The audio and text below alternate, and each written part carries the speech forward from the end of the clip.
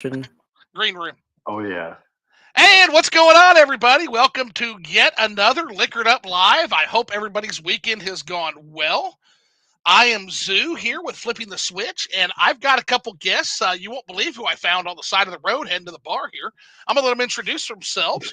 I guess we'll start. In alphabetical. So, in for Nishquik. Nish, you go first. Tell everybody about yourself and tell everybody Yeah. what you do, Well, what you're up to, and what the fuck you're drinking today.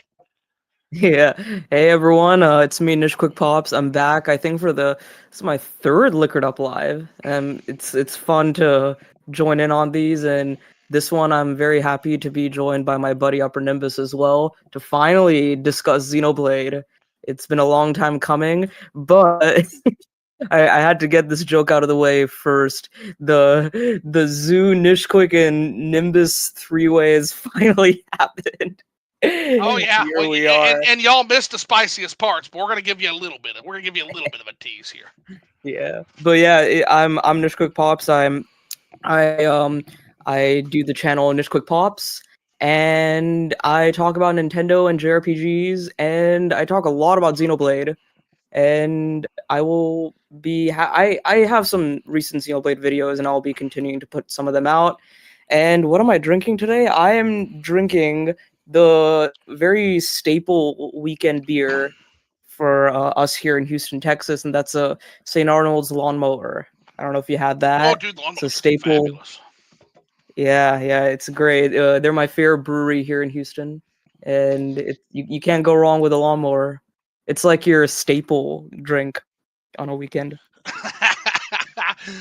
Alrighty, so that's gonna be Nishquik. And by the way, at the end of this, I'll update the description. All these guys' info for their channels will be in the comment section. I think that's what YouTubers call that. Um, and then we're gonna throw it over to UpperNimbus. What's going on, Upper? What's going on, guys? UpperNimbus here. I'm well. If you're curious about what I'm drinking, just a classic iced coffee this morning down here in Australia, because Nice. I Nice. love my iced coffee. Iced coffee's Yeah, good. it's so good. So I'm very similar to Mishquick. Probably one reason why we get along is because I also love Nintendo and JRPG content. That's the current focus of the channel. So you can find lots of Nintendo Switch videos and also JRPG collabs. Um, I really need to get off my ass and make more Xenoblade focused content because it is my favorite JRPG franchise. Oh shit. And I'm doing it a disservice by not talking about it enough on my channel. So I need to catch up to Nish, and I need to do more Xenoblade content at some point. Yeah, there's so many things you can talk about with that series. So you have a whole lot of ideas you can just delve into, and it's a really fun series to talk about. So I'm looking forward to It whenever really you is. start making videos on that. Oh, I've got plans. I've got fun plans. I've got some big plans, but like I Yeah. need to figure out how I'm going to go about those big plans. Because when I say big, I mean big. Ooh, exciting! I was gonna say I I'm need to looking forward eventually to that. get my Xenoblade content out too. I have approximately one Xenoblade video on the channel for the first game. You have one, and that's a very good review of Xenoblade Definitive Edition. I Yep, enjoyed that. I gotta do the That sequel, was which good. I like that. sequel's written. I just got to get the video made. Ooh, Ooh, Stop being a lazy piece of nice! I'm shit. looking forward to excellent. it. But I appreciate you guys coming here to talk a little Xenoblade Shop with me. Now that I'm pretty far into 3, kind of go over kind of the series as a whole. I appreciate you interrupting the absolute Morrowind domination of my channel right now. And I gotta tell you, that's kind of a wild thing too, because there's a specific reason I did that. So we just did right after I got off vacation. I came back from vacation that Sunday. We did the Player Essence Nintendo Prime chat, right? Yeah. And that thing just skyrocketed. But of course, in my constant quest to frustrate the algorithm as much as possible, I decided I was going to spend the next 2 weeks doing nothing but playing a 20-year-old fucking Western RPG. And of course, the algorithm likes to throw me a curveball because the channel growth continued. So it's like, holy shit. So at this point, it's like, I guess Oh it's yeah, just going to I'm be. looking back, and So many Morrowind streams. Oh, yeah, no, that 14. was yes. There's 14. I did that on purpose because I'm trying to frustrate the algorithm because growth is not necessarily my main goal. But Yeah. apparently it doesn't fucking matter at this point because now it's showing the Morrowind people. So all of a sudden now Morrowind people are pouring in. You're reaching the Morrowind guys. Yeah. I didn't even know there was such a thing except me, but I'm glad to see it.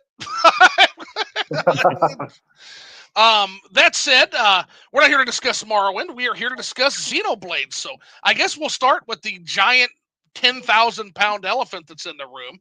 Nintendo, boy, they wanted to talk about Xenoblade recently, didn't they? Yeah, and they didn't warn Oh, us about any yeah. of it. No. Just I came out was of like nowhere. taken off guard I so was going to say badly. thoughts, Yeah. reactions to it's just all of a sudden, yeah. So this is our life now. We're getting Xenoblade X on the Switch. What time I'm was so it for happy. you, Nimbus, when the trailer dropped? It was like nighttime for Normally, you, right? yeah, so like normally, like I would have to be awake to see it happen, but like normally it's sometime, usually I think between midnight and 2 o'clock in the morning, like Eastern Australian time.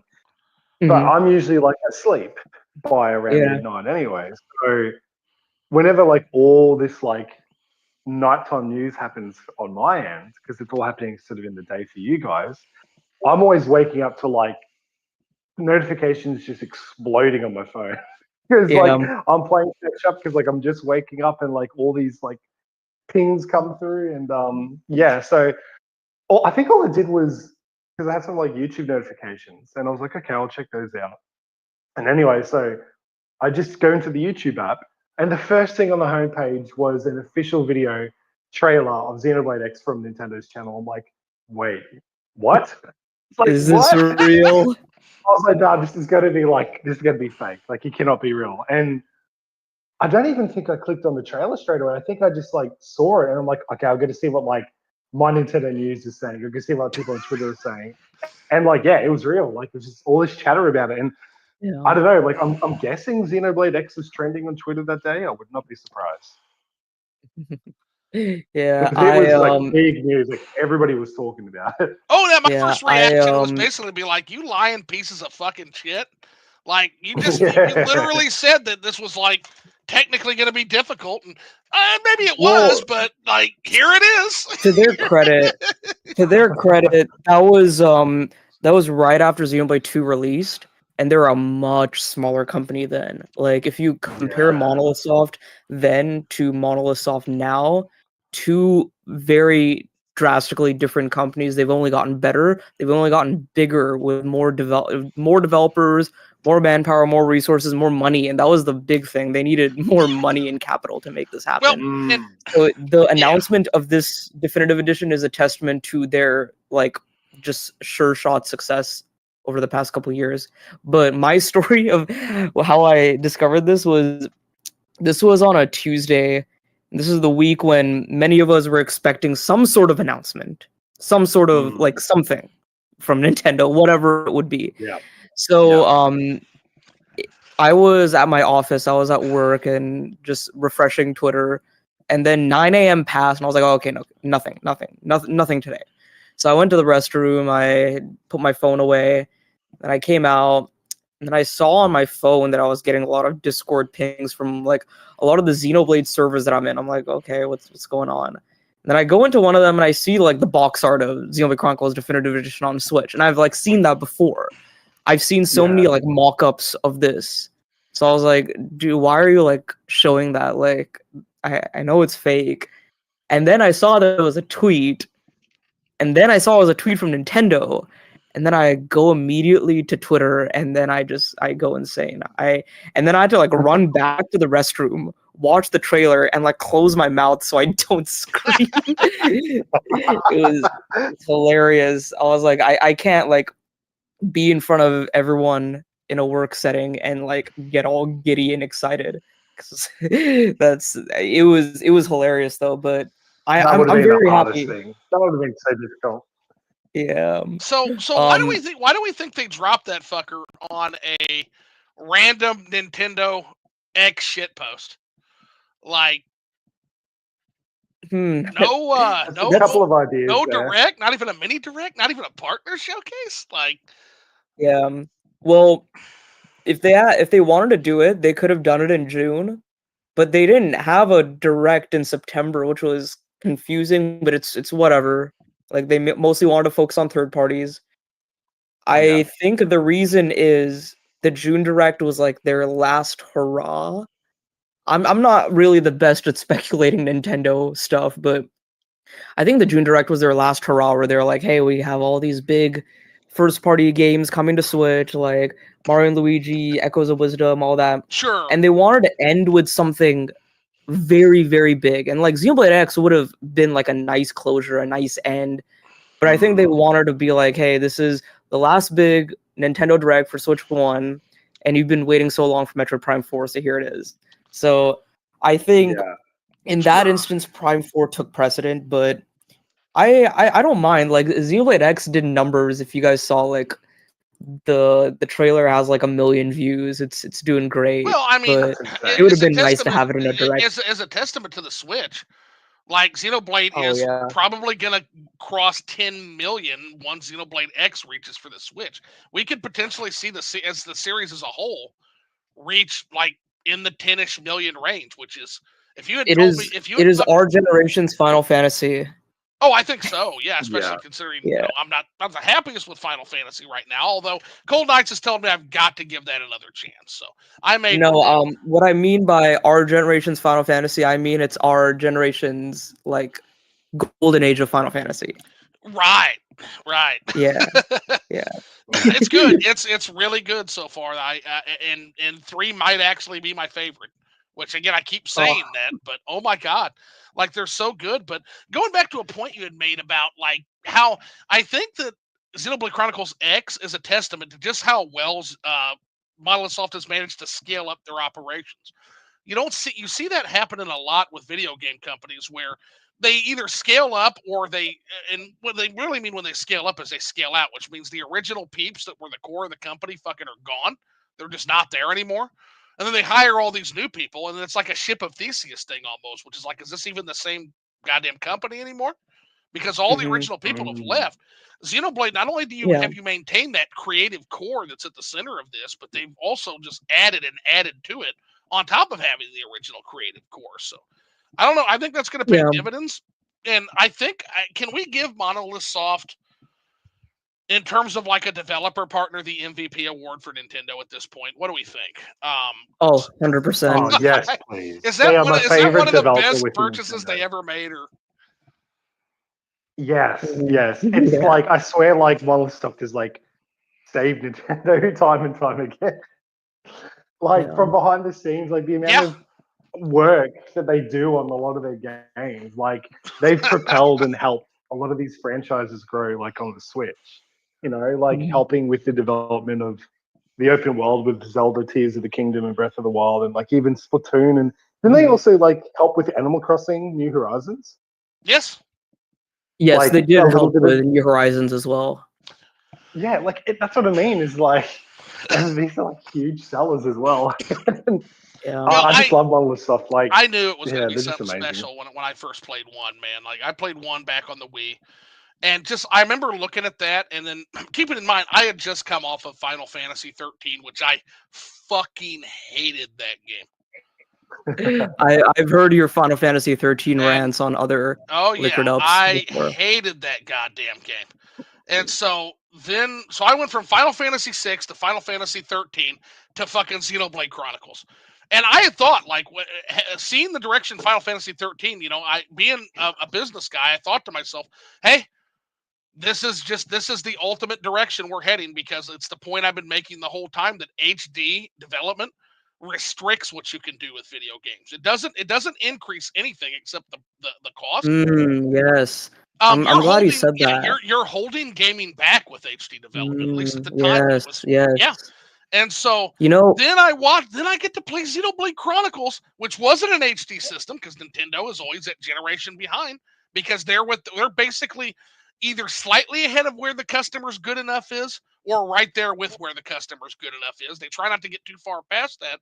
and I get to see this gigantic, sprawling fucking narrative and world and the deep and depth of the combat systems. And I'm like, oh my God, it's almost as if JRPGs took two different evolutionary tracks. Yeah. And here we are. This is where we should have been. I'm glad you said that, because I talked about this in a recent video of mine. It's basically titled Square Enix is frustrating me in 2024. And you can kind of see where this is going. But basically, I have been playing a lot of PS1 games this year. And I'm not like opposed to a retro game, and I've been playing retro games all my life. But this was like my first like jump into the PlayStation 1 catalog, because I've always been more of an N64 person. It's a system I need to explore too, Nish, so you're not alone in that. And I have to be honest, I think I'm now more of a PS1 person than an N64 person. And it's funny that I know, like, the main thing is like N64 is good for like 3D visuals and like 3D environments, like Ocarina of Time, Mario 64, Majora's Mask. Like Ocarina of Time, Majora's Mask are still some of my favorite video games ever made. Like, they have such a powerful impact on me personally. But what I've noticed about these games, like N64 and PS1 in general, specifically PS1 though, specifically these games, is the reason they feel so timeless, the reason they feel so magical and so like they resonate with so many people even still to this day, is because they worked with constraints and limitations. Like you said, like HD development, like it leads to less creativity. Like, of course, things can look good, but you don't have like the limits you're trying to hit are how much like can we go until we can't spend any more money. Suddenly it's budgetary. And then it's just more. Yeah, and then like you're not getting creative. Like, I remember like playing Final Fantasy IX and seeing some of the visuals in the game where I was like, wow, I wouldn't have expected to see like this kind of framing in this specific scene where the characters are situated here and the pre-rendered background is like giving this kind of 100%. Look to it. And I'm like, that's just something that video games are not going to do anymore, because that's just not what happens. Yeah, the which only is sad, is but budgetary. It's not creativity. Yes, exactly. And that, like, a lot of those limitations led to so much creativity, and Xenogears specifically was incredibly mind-blowing, because the reason that game has a lot of problems is, one, because of budgetary reasons. Like, Square wasn't like wanting to put as much money in Xenogears versus Final Fantasy 7, 8, and 9 and Spirits Within, but we know how that turned out. But yeah, they had the budgetary constraint and the technological constraint both. But the other reason why Xenogears is so mind-blowing, and the reason why it has a little bit of problems, is because that was Takahashi's first game, and he was over-ambitious. Like, if you go back and read some of the developer like interviews and insights, he was like, I was like pushing people beyond their limits. I was like arguing with Sakaguchi and telling him like, this is not how we should continue developing games. This is what we should do instead. And a lot of it was him just going out of the bounds and trying new things a little too much. Like, some of it was very good because you got like a beautiful game like Xenogears, but a lot of it led to them having to not only cut corners, but just kind of like restrict a lot of what the game was, which led to a very like shortened disc 2. I feel like that guy was literally trying to write like video games Frankenstein or Prometheus Unbound. I really feel like he was trying to do that. It's very similar to like a Dune epic. Like, just absolutely incredible. This is actually, no, I was gonna get more into Xenogears, but we can get into that later whenever we like talk more about 100%. And I guess before we get any further, let's kind of go see what the chat's saying real quick. So otherwise they'll hijack us if we don't pop in every now and then. So Brooke Barnes is here. She draws first blood in the chat. She says, hello, the Duchess has arrived. What's going on, Brooke? And then she says, y'all are late. Well, Brooke, do you know where you're at? This is Liquored Up and Live. I'm always fucking late. But you're right. You're 100% right. And we'll continue to be like forever. Inferno Fox Gaming says, there you guys are. So everybody was waiting on our late asses. They said, Nice. hope y'all are well. I guess we'll have to start being a little more punctual. Nishquik, there's actually people waiting for us. Wow. So Nishquik Pop says, hey guys, just welcoming everybody in. Brooke Barnes says, Zoo, how'd the playthrough go in Morrowind this morning? Butter and ham fucking disaster, Brooke. Nothing, it kept crashing. That stream was a magnificent fucking dumpster fire. I loved every minute of it though. Oh no. We could not get, because I'm trying to do the Skyrim Home of the Nords, which is like a totally different mod that adds some of the reach into Morrowind, like in the third era. Couldn't get anything to work, so we ended up doing something different. But now I'm a Nord sailing her ship over to Navalis. That's where we're at now. So there is a side story going on. We managed to salvage it. But the first stream we tried this morning was an absolute train wreck. So, about usual technologically for me, I guess I would say. Dank Meme Center says, ew, you're a part of Joey's server. Laugh my ass off. Am I? Let's see here. I've got, oh yeah, you can see that. I forgot. Everybody just sees, so everybody can, oh shit. Everybody can kind of see all my dirty laundry here, my dirty laundry here on the sidebar. All your best friends. All my best friends. So yeah, I guess I am. I guess I am in Joey Ferris. What's wrong with Joey? What Joey do aside from be really, really, really emotional this last week? I know he's having a little bit of a hard time, but other than that, I think Joey's okay. Ish. He's a fun person to chat about Metroid with. I can't wait to chat about Metroid with that guy. He's going to be coming on the show eventually. It's just a matter. I know he's busy as shit, but cool. What's wrong with Joey? He's not another M fan, is he? Because that would make me go, you too. You're not. No, Joey, if I you're remember watching, you're not another specifically. M fan, right? Joey is the other M hater, whereas Rob of Rule 2 Review is the other M defender. So that's a fun dynamic. There's a good show. We got to get Joey and dude, Rob, get Rob as well. We got to get Joey and Rob on the show, and then we can double team Rob about why Other M is such a fucking Metroid ending piece of shit. Almost. Literally. I'm excited to see what Rob thinks of your opinions on Yoshio Sakamoto as well. Is he a Sakamoto stand? I mean, he loves all the classic Metroid games. Is he just like rolling in copies of like Emio the Smiling Man and Rainbow Island? Well, I remember one thing I attribute Rob of Rule 2 Review to is he's the guy who got me into the Metroid series. So he's the one who introduced me to 2D Metroid, Yoshio Sakamoto, all that stuff, and then from there, it was around 2020, 2021. Sakamoto I started watching his videos. Sakamoto was a hack. Dude, I don't know about you guys, but I've been watching a lot of videos about Emio, and I think I'm convinced to try it out now. I have Emio. I actually have a copy of Emio, which people would shock people. I am going to play it. I really want to play it now, actually. Hopefully he's a better writer. Hopefully he's a better writer for Emio and Famicom Detective Club than he is for Metroid, because I swear to fuck, if I start playing Emio and the killer's got fucking mommy issues or daddy issues, I'm gonna throw something. I just hope they the only thing that's kind of holding me back is I want the first two games to get a physical release, which I don't know why they didn't do that.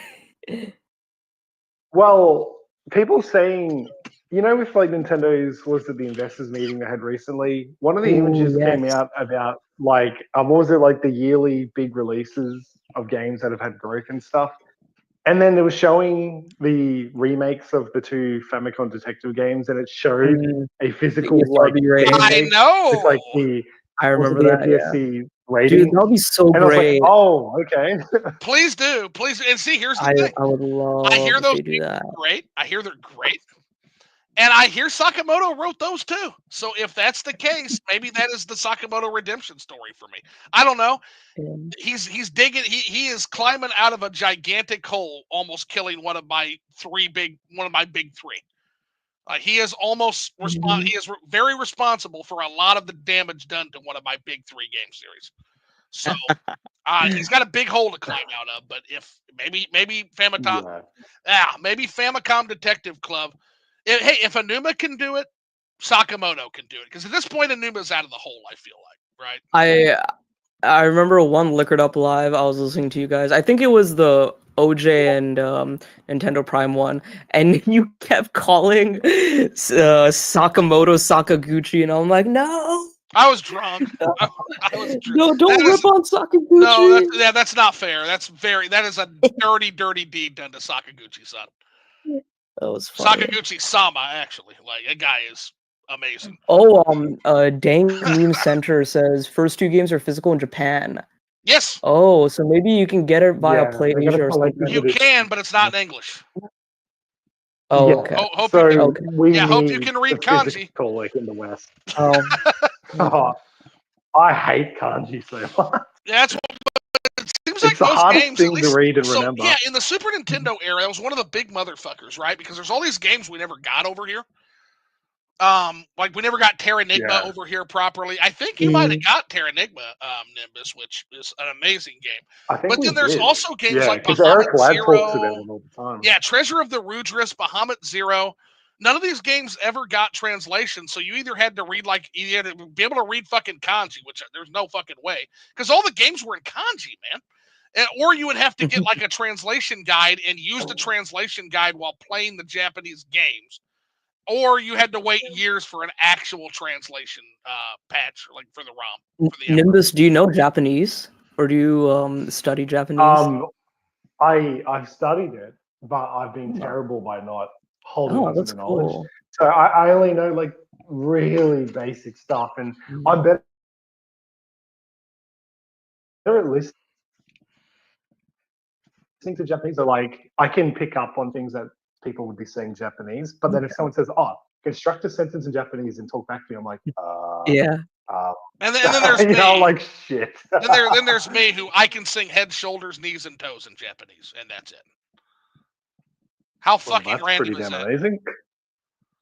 I love that. I can do that. I can do it. Would anybody like to hear that? Would anybody actually be interested in hearing me do that?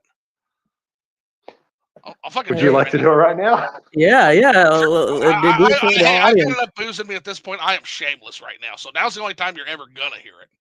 We want to hear that, Let's hear it. You want to hear me fucking sing head, shoulders, knees, and toes in Japanese? Everyone say yes. Yes. I just need one. Fuck it. Atamakata, hizashi. Atamakata, hizashi.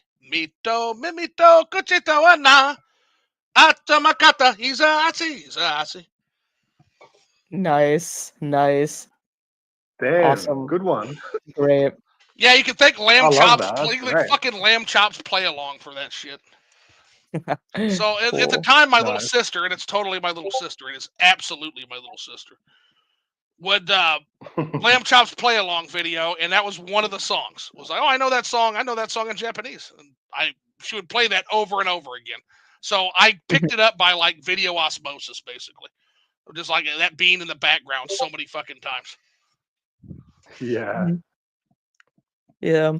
I gotta jump back into languages again if I have the time, because like I'm busy with so many things, and language, like learning a new language is like, it's a whole beast. Like I don't know about Japanese, but I've always wanted to, ever since I was a kid, because like I don't speak Hindi at home with my family, but when I was a kid, supposedly I used to know Hindi, but then when I learned English, my parents say that's when I forgot Hindi. So I think I want to relearn Hindi because like whenever I listen, physiological reason for that actually. So children's brains, because they're currently developing, pick up languages really, really, really quick and easy in comparison to adult's brain when the brain is more fully formed, and it's hard as fuck when you're an adult to pick up a new language. You have to work at it. When you're a kid, just being exposed to the languages works.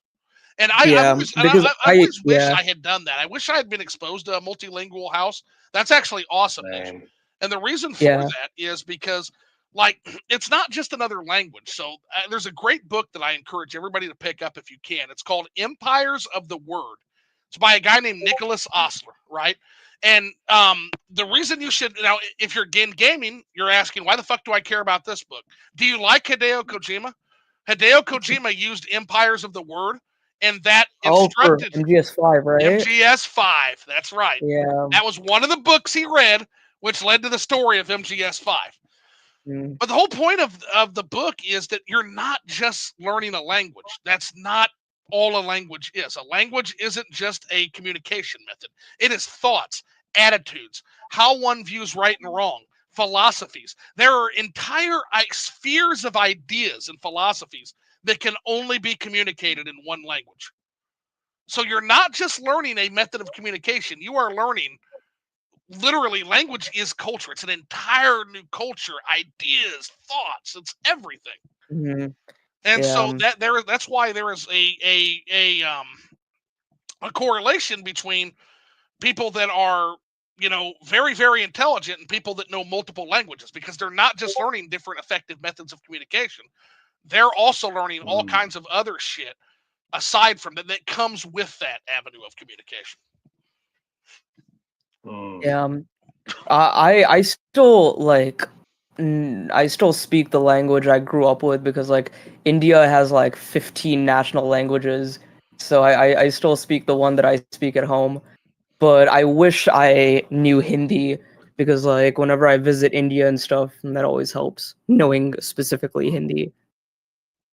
Yeah, you're getting ready to go. Um, You're getting ready to head to India for vacation, right? oh yeah, I am Yeah. in What part? little less than a week. Yeah. What part are you Yeah. heading to?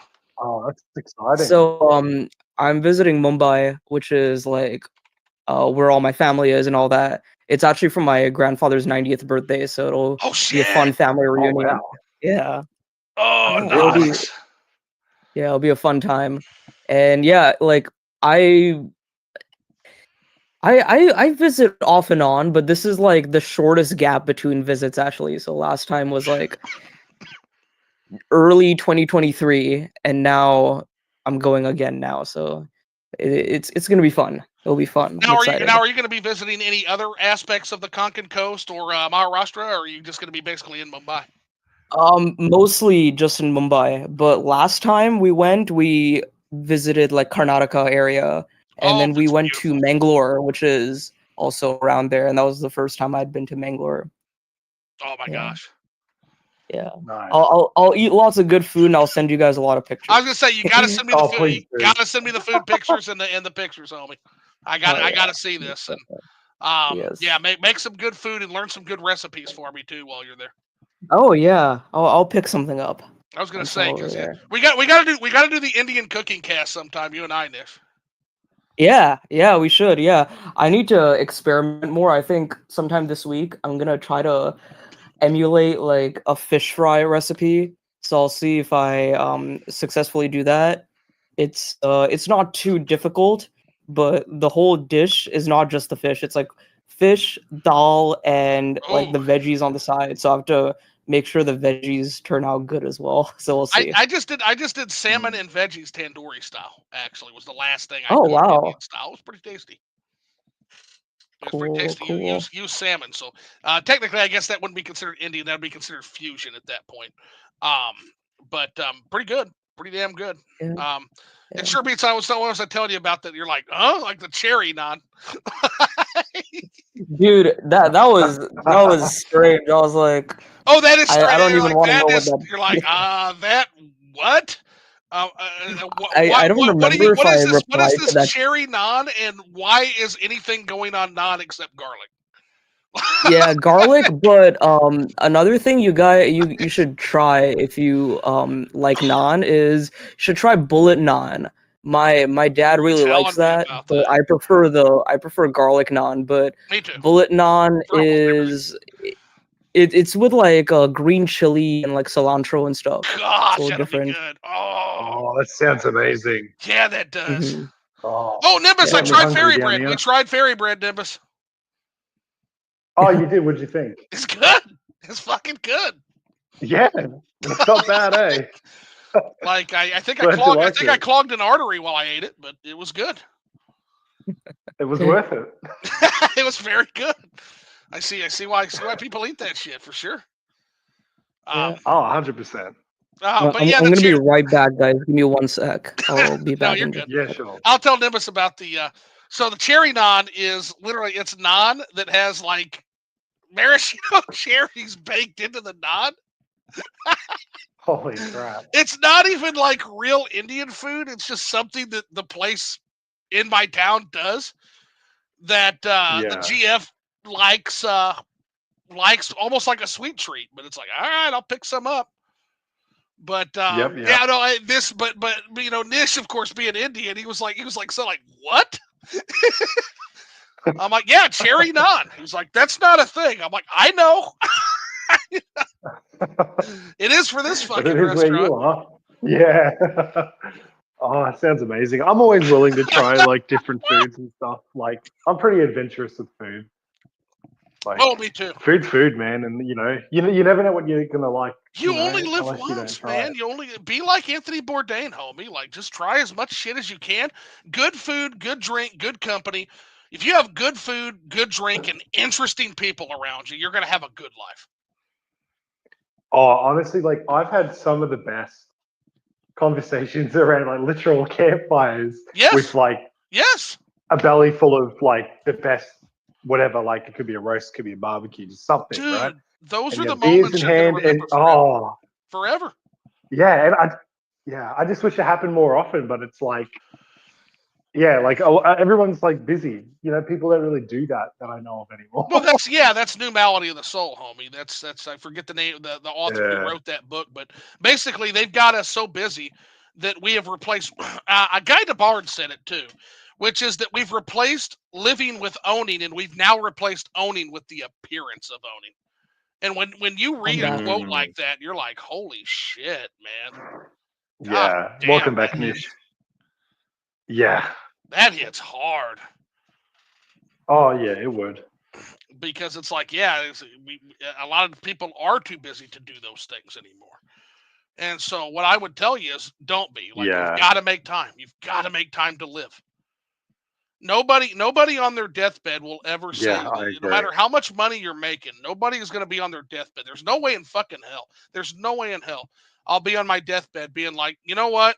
I wish I had spent another 5 hours in the office. That's what I regret not doing. Yeah.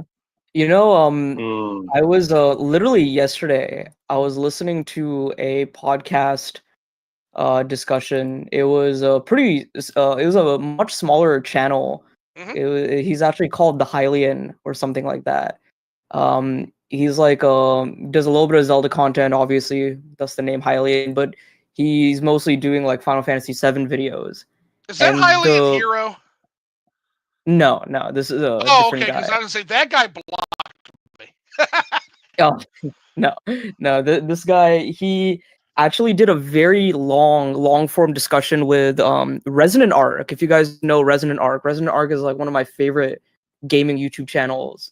Yeah. On all of YouTube, like Resonant Arc is two guys, Mike and Kaysen. So he got Mike on his podcast, which is crazy because Hylian is like 900 subs, Resonant Arc is like 130K plus. Right. But it was a very awesome discussion about the necessity of video game remakes. But eventually, like Mike ended the discussion by saying something along the lines of, I don't remember exactly what he said. He's like, the best stories come from the people who have gone out and lived their lives and gone to new places, explored new places, done new things, just like gone out, like explored outside of their comfort zone. He sounds and like that's where like the best he from. sounds like a Manganzu reader to me. Dude, do you know Resonant Arc Zoo? Do you like have you seen their videos? I don't know if I know him or not. I know that I've got a blog that predates my current YouTube thing, and I've also got content on YouTube that predates my current YouTube thing. Okay. And one of the points I made Resonant Arc. I'll have to check him out for sure. One of the points I made, and he would probably agree with this, is the fact that, like, if you look at Moby Dick, Moby Dick went out on a whaling vessel 3 frickin' times, right? Which back then was insane. Like, holy shit, that's insane. If you know how dangerous whaling was back in those days, nobody fucking went on whaling vessels 3 times. You would go on a whaling trip 1 time, you would make your money, and you would get the fuck out, man. There's no way. He did it 3 times in order to successfully write Moby Dick. Nobody wants to read your writing class fucking creativity brain farts. Nobody wants to read the shit you came up with in writing class. Go out, have adventures, do interesting things, or if you can't afford to do that, read interesting books. Yeah. Read broadly, experience things. The knowledge, I mean, it's a very tried and true statement, but obviously knowledge breeds creativity. Yes. In the end, but like I always like that's what I love about RPGs so much, specifically JRPGs, because you experience a story and you love it from beginning to end. And this is a very good segue into Xenoblade, and I'll tell you exactly why. You play a game and you experience a story from beginning to end, and you just really like it. You resonate with it because it's a good story. But then you kind of subconsciously don't really know why. But then when you like really dig deeper and deeper and deeper and deeper into it, you're like, oh, this is like a foundational story, which is using concepts from other classic historical events or classical works of fiction, or it's using very strong like thematic elements of philosophy, psychology, religion, this, that, or the other, to like it's kind of like the base of this story. But then obviously on top of it, you've gotten like characters and a world and like world building, which is intrinsic to that world. So like whenever you're playing like Xenoblade 2, most of what you're seeing and experiencing is like core crystals, blades, drivers, aegises, but you don't immediately notice the like Jungian and Freudian psychology behind the story. And then when you experience that, you're just like, oh, what? And then you're like, whoa, Takahashi definitely like used this stuff when He's writing these games. He's like a reader. He yeah. Oh yeah, you can tell. You can tell. Like I think my first reaction when I first started playing Xenoblade Chronicles is like, holy shit, we are on some like Moby Dick, like Count of Monte Cristo shit. And then it fucking transforms. Also said Prometheus Unbound. Yes. Right? Yes, it transforms before my fucking eyes flawlessly from Monte Cristo to like Prometheus Unbound. And now we're like getting into big ideas, right? We're getting into what is a god? What is a subject? What is the god's responsibility to that subject? Does he even have one? Is it irresponsible to put creation out there and then to not have any care for that creation? Mm-hmm. I want to ask Nimbus specifically, what is Xenoblade Chronicles to you? Like, because I was actually recently on Nintendo Prime's podcast after Xenoblade X was announced, just to hype up the game and stuff. And I had the pleasure to talk with Chugga Conroy. Actually, that was a very insane moment. Yeah, I think I with that you Chugga guys Conroy. I was like, whoa, that's kind of insane. But one of the questions that was posed to us in the chat was, "What is Xenoblade Chronicles like? What does the series mean?" And it was very tough to kind of answer that on the spot. But I wanted to ask you, what does it mean to you? Well, I'll tell you, that's very tough to answer on the spot. But I will do my best to sort of explain in a way. Like, see, the thing is, right? I feel like a dumbass compared to you guys because you guys have understanding and knowledge about, like, the philosophies that might be driving behind, like, the Xenoblade series and just Xeno in general and just a lot of things. And I'd really love to get more into those, like, basis foundations that inspire these stories because obviously I'm heavily invested in Xenoblade specifically.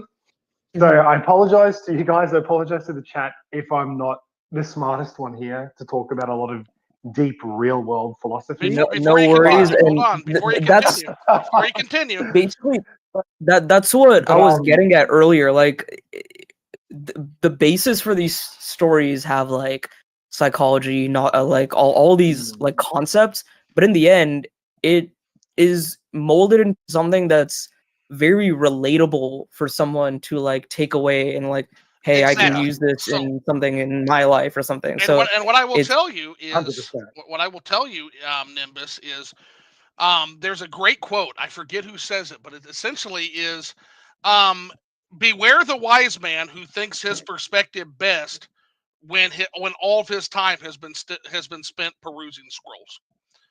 And so what that is just because people are well read or readers doesn't necessarily mean that they're going to have a better perspective. In fact, in delving into the depths of the philosophical, the geopolitical, etc. of any given story, you can actually miss the real fucking genuine human element or what the fuck the guy was trying to say. So your perspective Yeah. from that perspective of just looking at it from like what you take in from your world experiences outside of the philosophy might actually be the most illustrative and instructive perspective of the three of us. So with that yeah. said, what did you Well, think of it? yeah. So, I mean, I'm not going to go into any spoilers here, but I just want to say to the chat, when we eventually do this deep dive into Xenoblade, please just caution with spoilers because there are going to be things that we talk about that are spoilers. So anyone who hasn't like fully played the series and you're wanting to, just please be careful of spoiler chat. Just Oh let yeah, you know, definitely. let you guys Please know do, that. yes. But anyway, so just heed with caution. Just listen with your ears. See what we're talking about. If it sounds like you don't know what's going on, maybe just sort of put us on mute.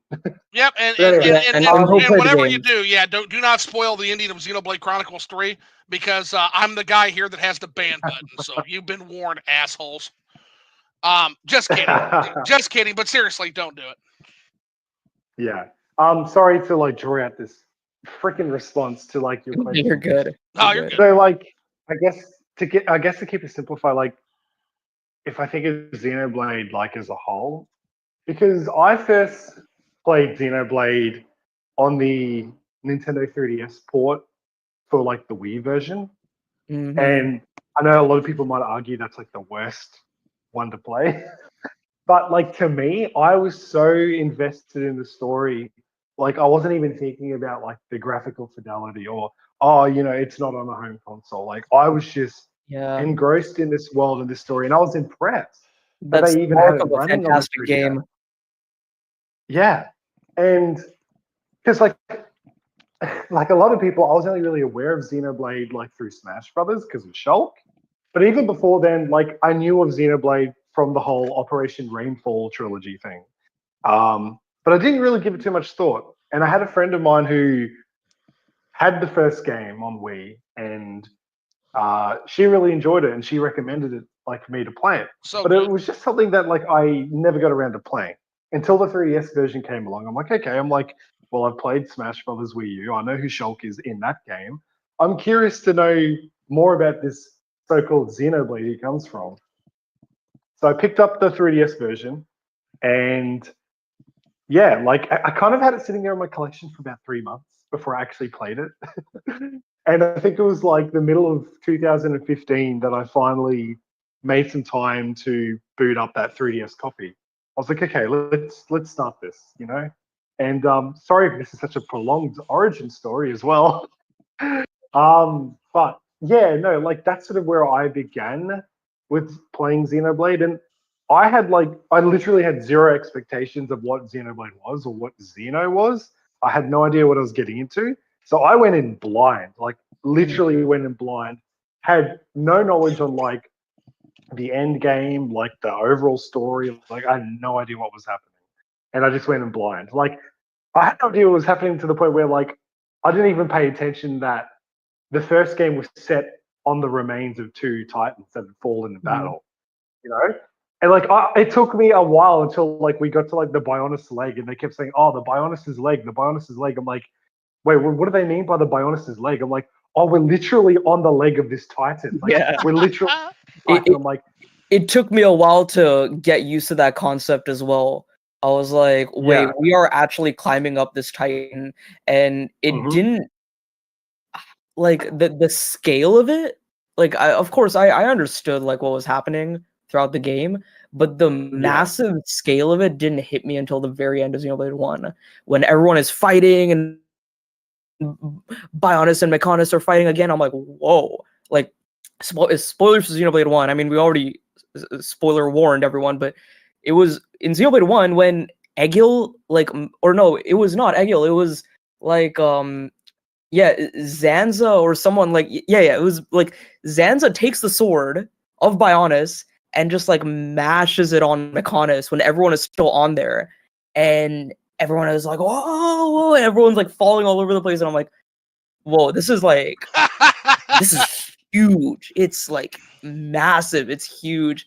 And even like before that, when Egil is just swatting everyone away with the Mechonis sword, I'm like, dude, this is like Mechonis's gigantic, ginormous sword. I'm like, wow. How much did can't- everybody appreciate the fact that Shulk and Egil were like mirrors for each other essentially? Oh, 100%. Yeah, Yeah, they're Am I the they're only one that full. picked? I can't be the only one that picked up on that. No, Very you did cool. not. No, it's No, a very I was prominent aware of that. thing. Yeah. And I will say this without going into too much spoilers, but each of the games do that. Yes. I will say, like, for Xenoblade 1 and 2, like, Egil and Shulk, very prominent foils to each other. Like, Alos and Rex. they want want the same thing in the end. They want the same thing, but they're going about it in very different ways. Mhm. They were affected in very different ways, Mhm. and they both see each other as the enemy. And Egil directly sees Shulk as his enemy because Shulk has Zanza within him, and like Egil has hated Zanza for his entire life. But you see it in, like, I guess you can say both of the protagonists of Xenoblade 2, because in base game it's Rex, in Torn of the Golden Country it's Jin, and Jin is like, or I would say Rex is the antithesis to Jin, because in Torn of the Golden Country, Jin is like absolutely broken by the end of it, Oh, and 100%. he, yeah. So I would Rex is also the I would also only, use I would yeah, also use Malos too philosophically because they're essentially two different shades yeah, of anarchy. yeah, yes, yeah, definitely. I remember Jin says something along the lines of like, or no, Jin doesn't say it, but it's kind of concluded that like Rex is the only person who made Jin see past his like Yes. nihilistic intentions, that there was like positivity in this world. There is hope for the future.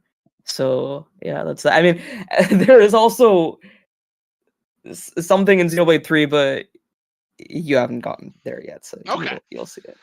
Well, I gotta tell you, yeah, Yeah. it's super exciting to me now. If you were to ask me the same question, like what does Xenoblade mean to me? I think so. I think every game has its own themes, right? So I think there's the theme of obligation in the first game, creator to created and created to creator and vice versa, right? I think there's a lot of that themes and the things of letting go, essentially learning to let go of things. I think that Xenoblade 2 absolutely is a story about like a tale of two anarchies. Yes, life has no inherent meaning, but in a world where with no inherent meaning, it's actually quite liberating because life has the meaning that you give it. And then in Xenoblade Chronicles 3, it's got this almost Logan's Run, welcome to the 23rd century shit going on, where people have finite lifespans.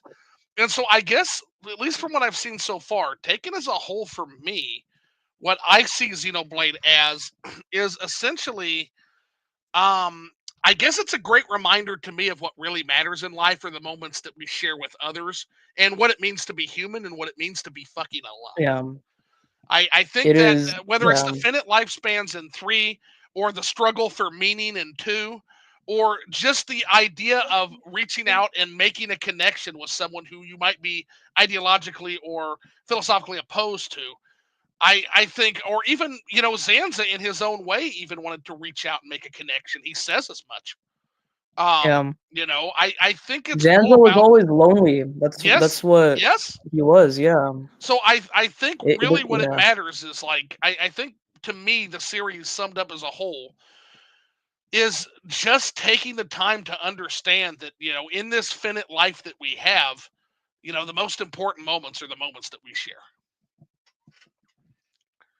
Hmm. Yeah. Ultimately, that's I agree. I think Yeah. it's the most important thing. It's sort of what makes us alive and what makes us human. And if you take all that away, you take those connections away, you take those experiences away, you just you're an empty husk. Like there's like nothing. Like you need others around you who you can connect with and share those experiences with, because it completes you. And Yeah. I feel like even just talking about that now, I'm like, oh wow, there's a lot of correlations with that in Xenoblade 3. Oh, Yeah, 100%, that's man. what I love about JRPGs, specifically Xeno series and Persona, like the Atlas games, like Persona and Metaphor specifically. I'm playing Metaphor right now. It's a lot about reaching out to people, forming those connections, forming those bonds, and your bonds are your power. Like as cheesy as it is, like it's the power of friendship that will like yeah, push things forward. And for me, there's a lot of things that I like equate to what is Xenoblade? What does it mean to be a Xenoblade game? For me, it's a lot of what you guys said. Like, where do we come from? Who are we? What is humanity? What is what is divinity as well? Like, are we controlled by divine forces or a divine being? And if we are, what is our agency in this world? What is our agency in our life? It asks a lot of those questions as Oh, well. yeah. But then obviously um like legacy, nihilism, love, all that stuff. But to me, and you'll understand this a little later in 3 as well, but to me the biggest, most impactful thing with Xenoblade I call it Xeno beers. Grab your beers, boys. it's because we're on Liquored Up Live, that's why. Anyways, Always can blame the drink on this podcast for sure. yeah. Yeah. For me, one of the biggest central themes is looking forward to the future, but not forgetting your past. Ooh, Learning yeah. from the past, but not being stuck in the past. That to me is the central theme of Xenoblade Chronicles, because many of the villains that you see in Xenoblade are stuck in the past, and Ooh, that's you will true. see that you'll see that to a massive extent the more you go into the series. But a lot of like primary villains and very prominent figures within Xenoblade, and even Xeno in general, like Xenogears especially. Like I played Xenogears early this year. A lot of those villains, like Xenogears has probably the best villains in gaming for me. Like that's a very big like statement to make, but I truly feel that way. But a lot of these villains exemplify like that logic of being stuck in the past and not wanting to move forward. Whereas like your main characters want to move forward, but not in a blind way. They're not just like, oh, let's forget about the past, let's look to the future, whatever. A lot of those kinds of people also become villains. The people who look to the future but are ignorant of anything from the past and not learning from it. What like the heroes of Xenoblade do is they learn from the past and build a future like with what they have learned and experienced and seen. So yeah, that's another Using thing. the past to inform the future. Yeah, that's good, man. Exactly. That's I was fucking. literally having a shower the other day, and everything you said, Nish. I was thinking about the whole concept of like the past, the present, and the future, like within Xenoblade, and like how it's God damn. Yeah. like sort of explored. And like I was thinking about that, and I was like thinking about certain characters and events within the games, and I was just like, everything you said was exactly what I was thinking when I was Yeah. having a shower the other day. No, and You know, I got to tell you yeah. guys too, man. Like I've got I've got some friends that are in professorships essentially, and they shit on video games so hard. They're just like, oh yeah, Mhm. you don't have anything like Moby Dick. You don't have anything like Shakespeare, etc. And it's like, motherfucker, like Red I flag, get you. bro. I get your point, but in terms of like understand, but keep in mind that shit's been around for hundreds of years, man. Um, you can't tell me that if you would actually sit down and experience like a story from like a Xenoblade. I'm not saying that that's going to be like a Prometheus Unbound or anything like that. What I'm saying to you is these are good quality stories. So like you can shit on it all you want, but there is some genuinely and again, you're talking about the guy that's like the arcade roots guy here. Like I come from like fucking platformers. My big three games is an action adventure game, Zelda, a fucking action shooter game, which open-ended Metroid game, and fucking Super Mario Brothers, a 2D platformer. That's my roots, man.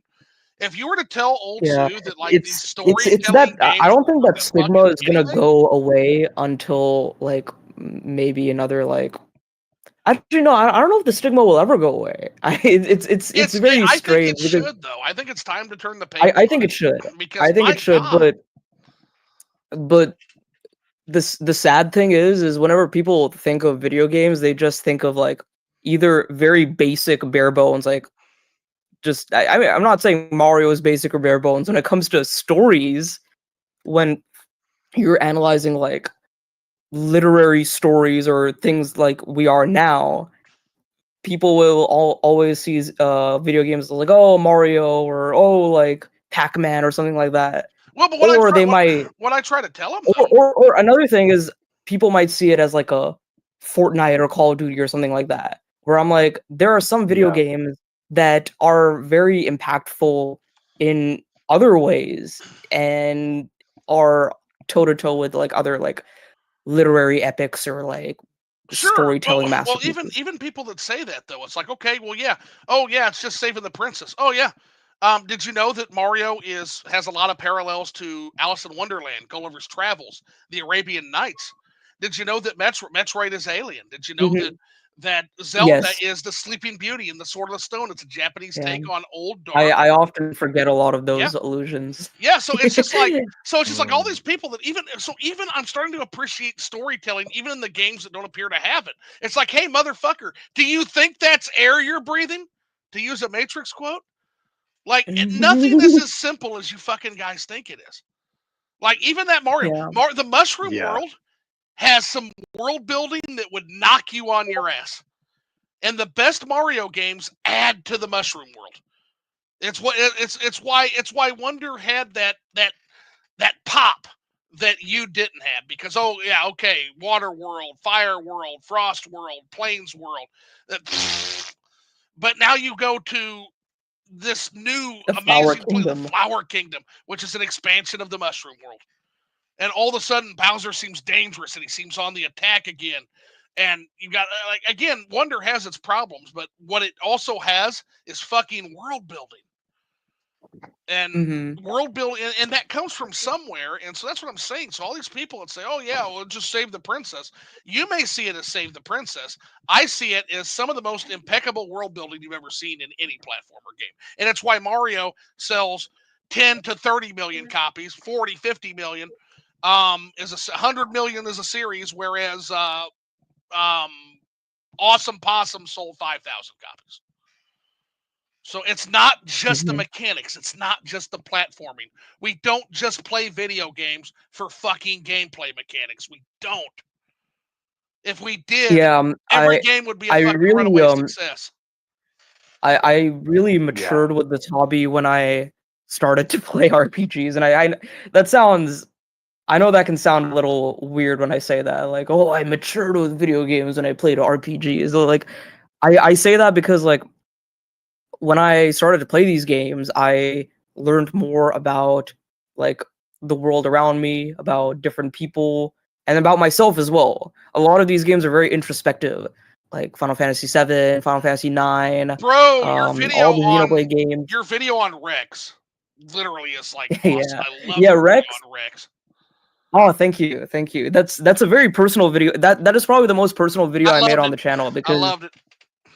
yeah, it's because like Rex like is a lot of the embodiment of his character is a lot of what I like respect within like humanity and people. But then also I remember like my entire life and my ups and downs, and I'm like, when did I always have this kind of like mentality in my mind, and when did I not?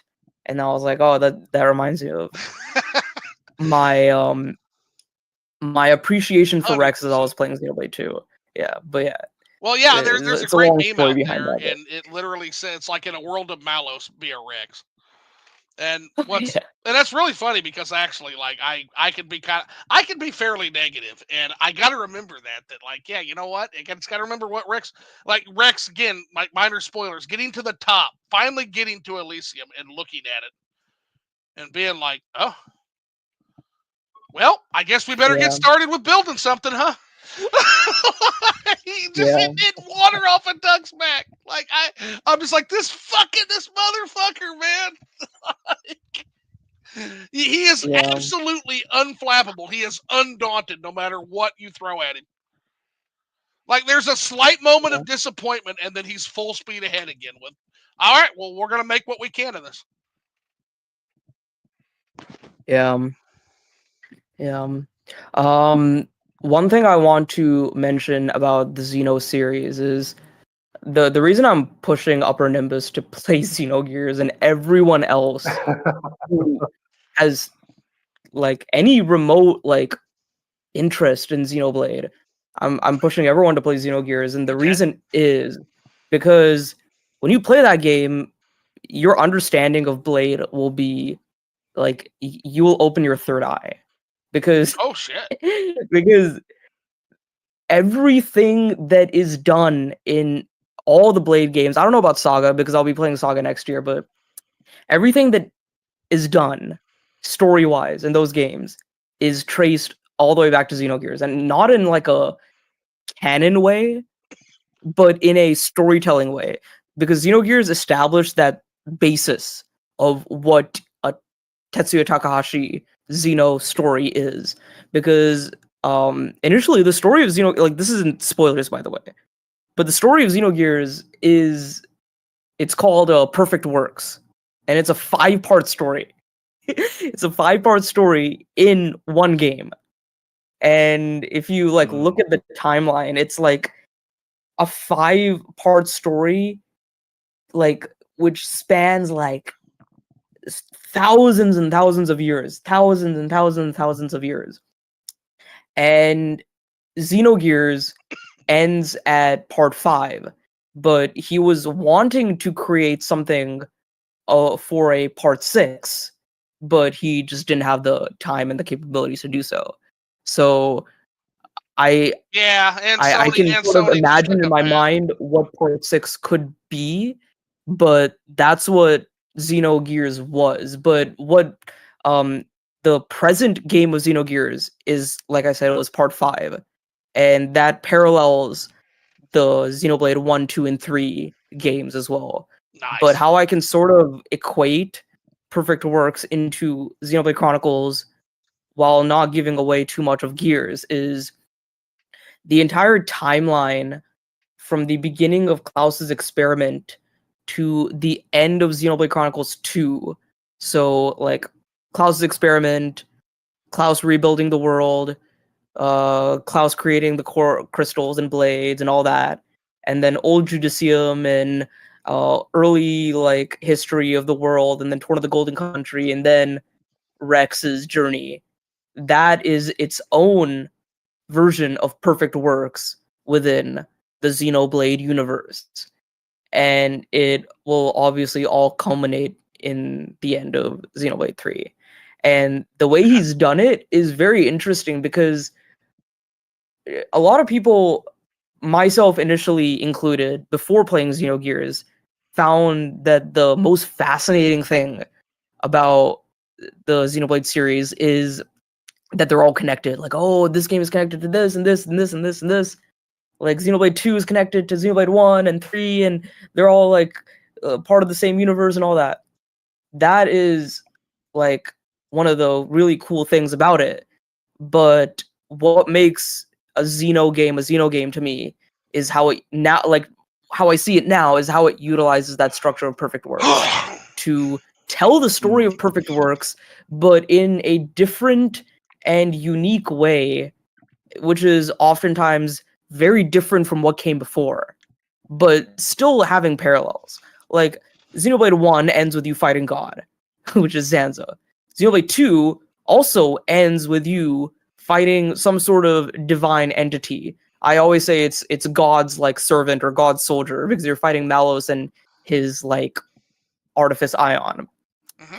And a lot of these stories parallel, and even Xenoblade 3 in many ways parallels Xenogears and Xenoblade 1 2 in various ways, but it's Yeah, the it's writing different. is you can tell with Yeah. I think his wife actually helps write the story a little bit, and you can tell there's definitely a She certain did for Gears and Saga, okay, but she hasn't been as involved with Blade. But I will say, Soraya Saga's legacy is very heavily like prominent in a lot of these games oh sure, because it was Xenogears was mostly her story. Mhm. A lot of it was her story. Like a lot of it was Takahashi and Saga, but most of like the major concepts and arcs of Xenogears was Soraya Saga. So a lot of that being carried over into Blade, it's all thanks to her. That's awesome, and I can't wait to see like the parallels between it's Solaris freaking and other cool. things and other works. Mhm. Should be interesting. Yeah, Xenogears is also a pop culture like conglomerate of so many like pop culture It's made references. out to people. Yeah. And I'm sure Nish is like sitting there like, wait a second, did this motherfucker just tell me he hadn't played Xenogears? Yeah, I haven't, but the game's been out for 25 years. And I actually have a friend who couldn't shut the fuck up about that game for years. So a little bit of it is spoiled, but not a whole lot. Not the main premise Okay. of it. But I know Yeah. about like I hope Solaris, I and I know about I know the fact that there's giant robots, and that alone makes me want to play it. Yeah. If you know the basic stuff about Solaris, then that's not too bad. Just don't look into things that happened in like the past. No, Like I said, like I just know it's like a world controlling empire, basically. yes, yeah. Like I said, Xenogears is like that 5-part epic, Mhm. but the present day takes place in part 5. Don't look into part 1, 2, 3, 4. Yeah, I don't know. I don't That's where know all the shit else about it except there's a guy who says smash and crash, and there's a yeah. and there's another guy who like basically is like a martial artist that moves like fucking water, and they all have robots. Yep. Yep. And It's so there cool. is a sky empire that basically manipulates the world to its ends. That's basically Yeah. all I know about it. It's so cool. It's amazing. But I hope my Perfect Works rant was I'm gonna have to check out was not. Perfect Works. I didn't know such a thing existed, so thank you for that. Yeah, it's the basis for everything that he's done, and I I wish you beat 3. I was gonna say something about it, but I can't. But There's always one more that we have for that. But yeah, yeah, I'll there's be always through it probably by the end of the year. Yeah. So maybe But by the another time you come thing back from that vacation, we can have like an addendum, like a denouement discussion, right? yeah. One more thing about Xenogears that I wanted to say, which will tie into something that I'm sure Nimbus knows about as well, is there are many like I was saying, like a lot of these games incorporate a lot of like psychology, philosophy, religion, all that stuff. Xenogears, what it's about in the end, it boils down to the concepts of Gnosticism, which a lot of JRPGs like utilize the concepts from this kind of like Gnostic teachings in terms of like a non-benevolent deity and like a demiurge like entity, things like that. So there's that. Persona 5 literally Yeah. throws it Yeah, Persona 5's final boss is literally named Yaldabaoth, which is literally throws it at us. literally the Gnostic demiurge. Yeah, and then of course, even like Xenoblade 1, you got like someone like Zanza who is fulfilling a similar kind of role. Right. And then and then there's a lot of other like Jewish mysticism references and elements in there in terms of the names of the places and all that, but that's not important. The big thing that is the crux of Xenogears is what I've understood is called psychoanalysis. which I'm sure you might know a little bit about Zoo. It's a lot of teachings from psychoanalysts such as Sigmund Freud, Freud, Jung, um, yeah, Carl Maslow, Jung. Yeah, yeah, Carl Maslow. Jung. Even Xenogears specifically uses a lot of concepts from people like Jacques Lacan and Karen Horney. Like I don't want to, Lacan, yeah.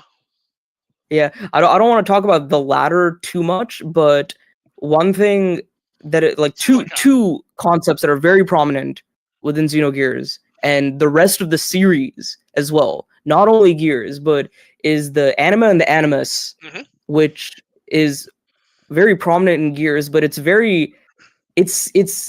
there in all three Xenoblades. And when I like tell you about it later, you're gonna be like, oh my god, the anima and animus has always been there. It's always been there from the start, and it's like a central theme to the Xeno series. And then also is the id, ego, and the super ego, which I'm sure Nimbus knows about because we both watched that video by Ontos, who's a amazing Xenoblade creator, who has a video about Zoo.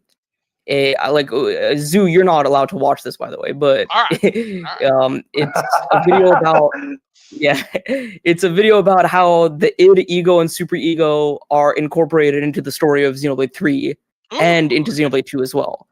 But yeah, it's yeah, it's crazy. It's cool. No, that sounds it's groovy. awesome. Yeah, once I finish 3, I'll Yeah. have to dive in because actually it was Rush Dog had mentioned to me after I finished Persona 5. He's like, you've got to look up Lady Virgilia's stuff about the Persona 5 Ooh, characters. Lady Virgilia is great. I love her stuff. Yeah. Might be coming on the show at some point, by the way, which would be groovy. Oh, cool. Yeah, to discuss like some of the Atlas stuff and some of the character breakdowns. It's like I love their work. It's so good. Yeah. But yeah, if there's somebody like that for Xenoblade, that sounds like that creator. What's Endos? Ontos. Ontos. Okay, I might have to get that. Yeah, it would be once cool I if you had finish. Ontos on. He'd be a fun person to talk to. Oh hell yeah. Have you do you know about some of these concepts like anima and animus and Oh yeah.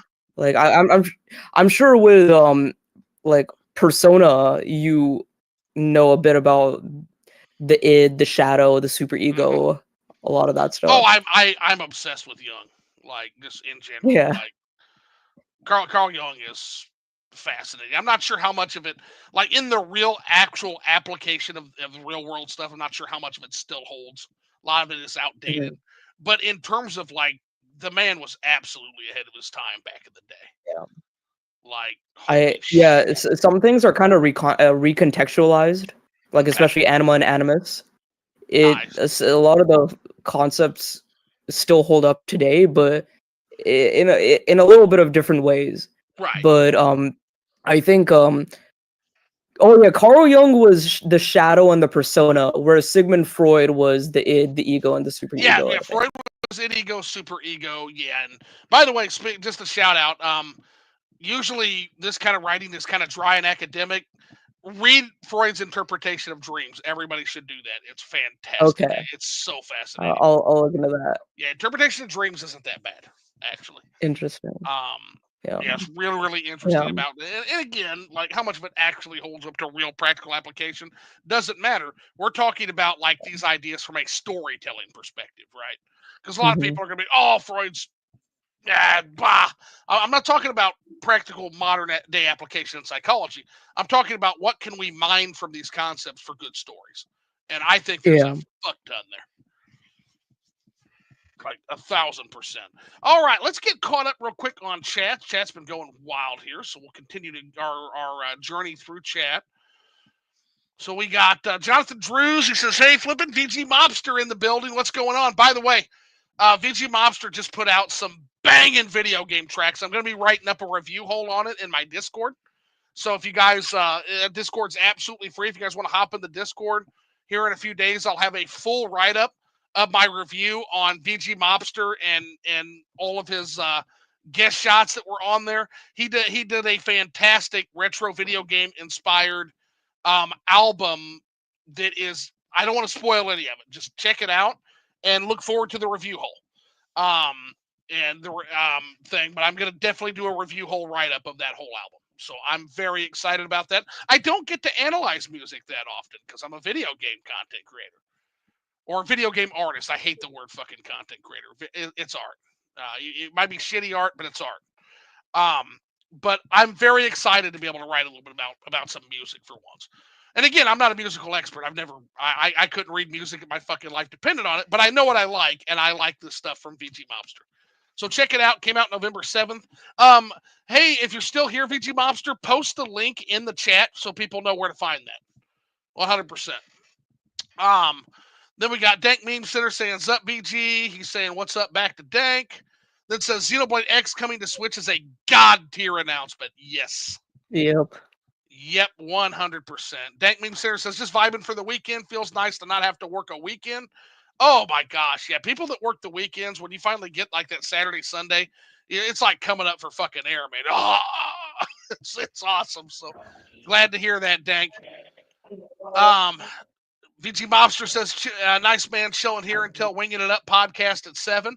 Oh, so okay, he's going to be going on a podcast here soon too. Awesome. Dank Meme Center says, "Just awaiting for a special edition since they did US Dirty with Xenoblade Chronicles Definitive Edition, locking the goods to Europe, and my card at the time wasn't having the currency exchange rate. Oh, damn. That sucks. That's a bummer. Sorry to hear that, man. But yeah, hopefully they don't do that with Xenoblade Chronicles X, because that's what I'm kind of curious about. I watched Nish play some of that on live stream and also Cold Night, so it's kind of got me amped for that game to come over. And the world looks absolutely fantastic in X. It looks really fucking good. So Jonathan Drew says the Xeno 1 Definitive Edition import was amazing. I did an unboxing video for it. So dope. Yeah, I'll have to check that out because, yeah, I heard they got some pretty cool goodies in there. Lofi One is in here, tuning in. What's going on, Lofi One? Welcome in, man. Inferno Fox is not a fan of Final Fantasy 13 either, and I'm not digging into the retro love it's been getting lately. Yeah, and that happens with like every fucking game, even the bad ones. Like all of a sudden, like they're the best thing since fucking sliced bread. Lofi One says flat-chested, sex-changed cloud, basically. I don't know about all that. That's pretty. Damn, that's harsh, man. Like, oh boy. Damn, that's harsh. I've heard Miss Cloud. I mean, if we want to be a little nicer about it, I've heard Miss Cloud. I mean, she is called Lightning. I've heard a lot of comparisons. Cloud. Yeah, I've seen a lot of comparisons between the two in that way. So I don't have anything against Lightning's character. I just know her as that like fucking angry bitch that goes around punching everybody in the face. That's kind of how I know her. And sometimes that's great, like when she punches Snow, like, or when she like fucking leaves Hope, like little bitch ass just sitting there. She's like, "Yeah, you're weak. I can't have time for you. Bye," and just leaves this stupid ass standing there.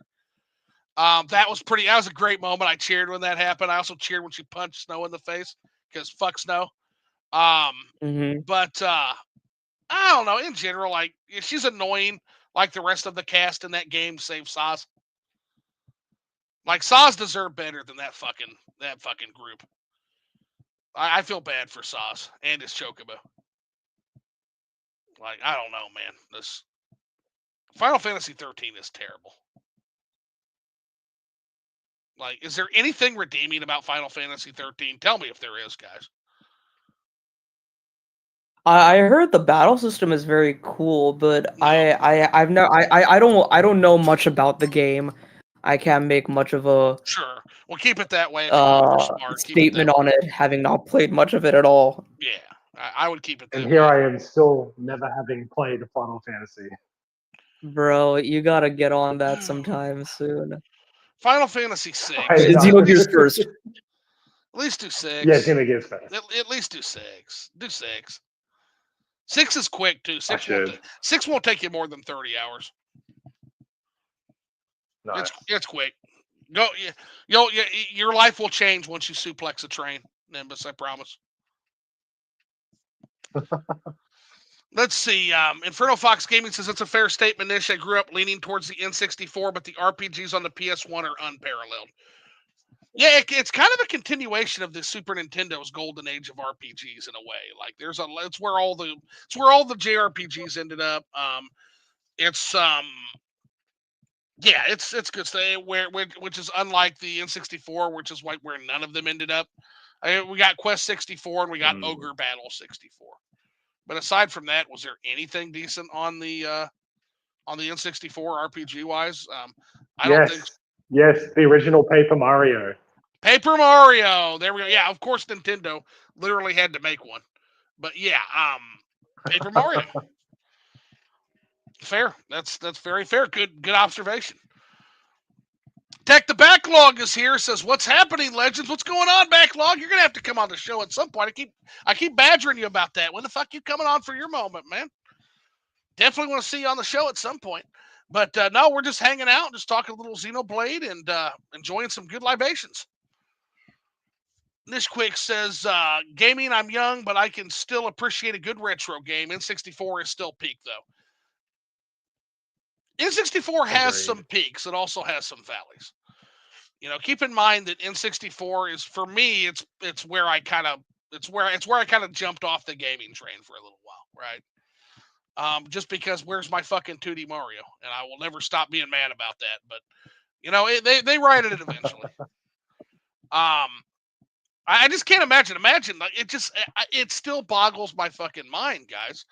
Like, imagine that, like, you have this game that sells 40 to 20 million copies every fucking time you put it out. And because you're so obsessed with this fucking 3D shit, you're just like, yeah, we're not going to make that game. And we're not going to make that fucking game for 20 years almost. It was going to be 18 years before we make that game for consoles again. Like, in what world? In what fucking world does that happen? Meanwhile, the 3D game sells like half as many copies every time.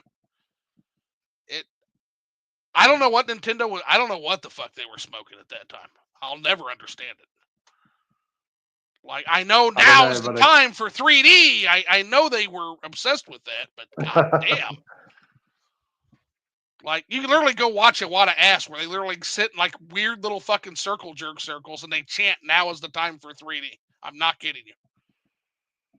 Like, where they were talking about, like, Yamauchi talks about that. I'm sorry, Zoo. I love my 3D Mario though. I get it, but you get where I'm coming from a sales and a business perspective, right? Oh, 100%. Like, yeah, like you can still make 3D Mario. You can still make it. It sold 10 million copies on it was profitable. But it's a no-brainer to also put some focus on the 2D. And they just didn't do it. Yeah, they should just do both. They just need to do both realistically. Well, now they have to, because now the 3D game is selling really fucking good too. Odyssey is a monster, man. Like, they have to now. Yeah, it's pretty big. Like, I look at those sales again. I'm a practical man. I look at those sales and I say, I'm looking at Wonder sales and kind of shaking my head like, I don't know. That looks pretty stupid, you know, for a 2D Mario game. Not even getting fucking sales updates on that one. And then I look at Odyssey and it's at like almost 30 million fucking copies at this point. And it's like, gee, I don't know. I think you might have cracked this 3D thing finally. So let's make more of those. And Odyssey is genuinely good. It's genuinely good. Oh, it's so good. Chill Collect says, "Yo, what's up, fellas? What's going on, Chill? What's up, man? I'm gonna have to get you back on too, man. It's been a little while." Nishquik says, to Attack the Backlog, saying, "Yo!" And then Attack the Backlog says, "Nishquik pops for life. Hope you're all well." Nishquik's telling him, "Xenoblade X lives, bro." Yeah, we're just geeking out about that shit because it's awesome. We've got settle a score once and for all, Mario Kart N64 or Diddy Kong Racing. Ooh, those are both really good games, but hot take, maybe it's a hot take. I like Diddy Kong Racing. What do you guys think, though? Yeah. You can take this one, Nimbus, because I was just about to say I don't think I've played much of Diddy Kong Racing. It's good. That's good. Yeah, it's Me personally, like I still prefer Mario Kart Sure. 64 just because like it's what I've mainly grown up with.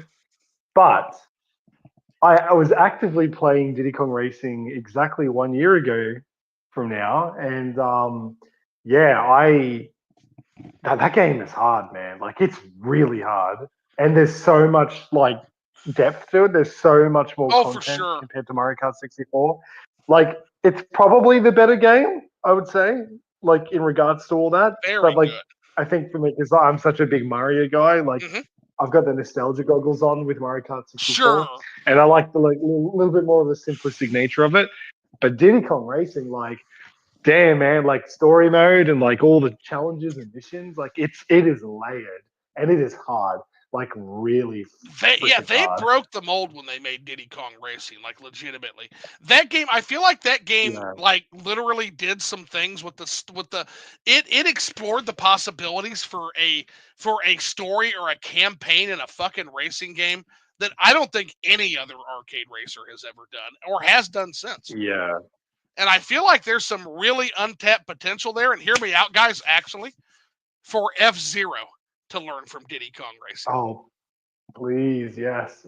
I really want F-Zero back. Like even if they like do like a remake or a remaster of like the one on the GameCube, like F-Zero GX, or like for me, like I don't know why, but like I've had this like fantasy of them doing like a really sort of gorgeous remake of like the N64 version and bringing it over.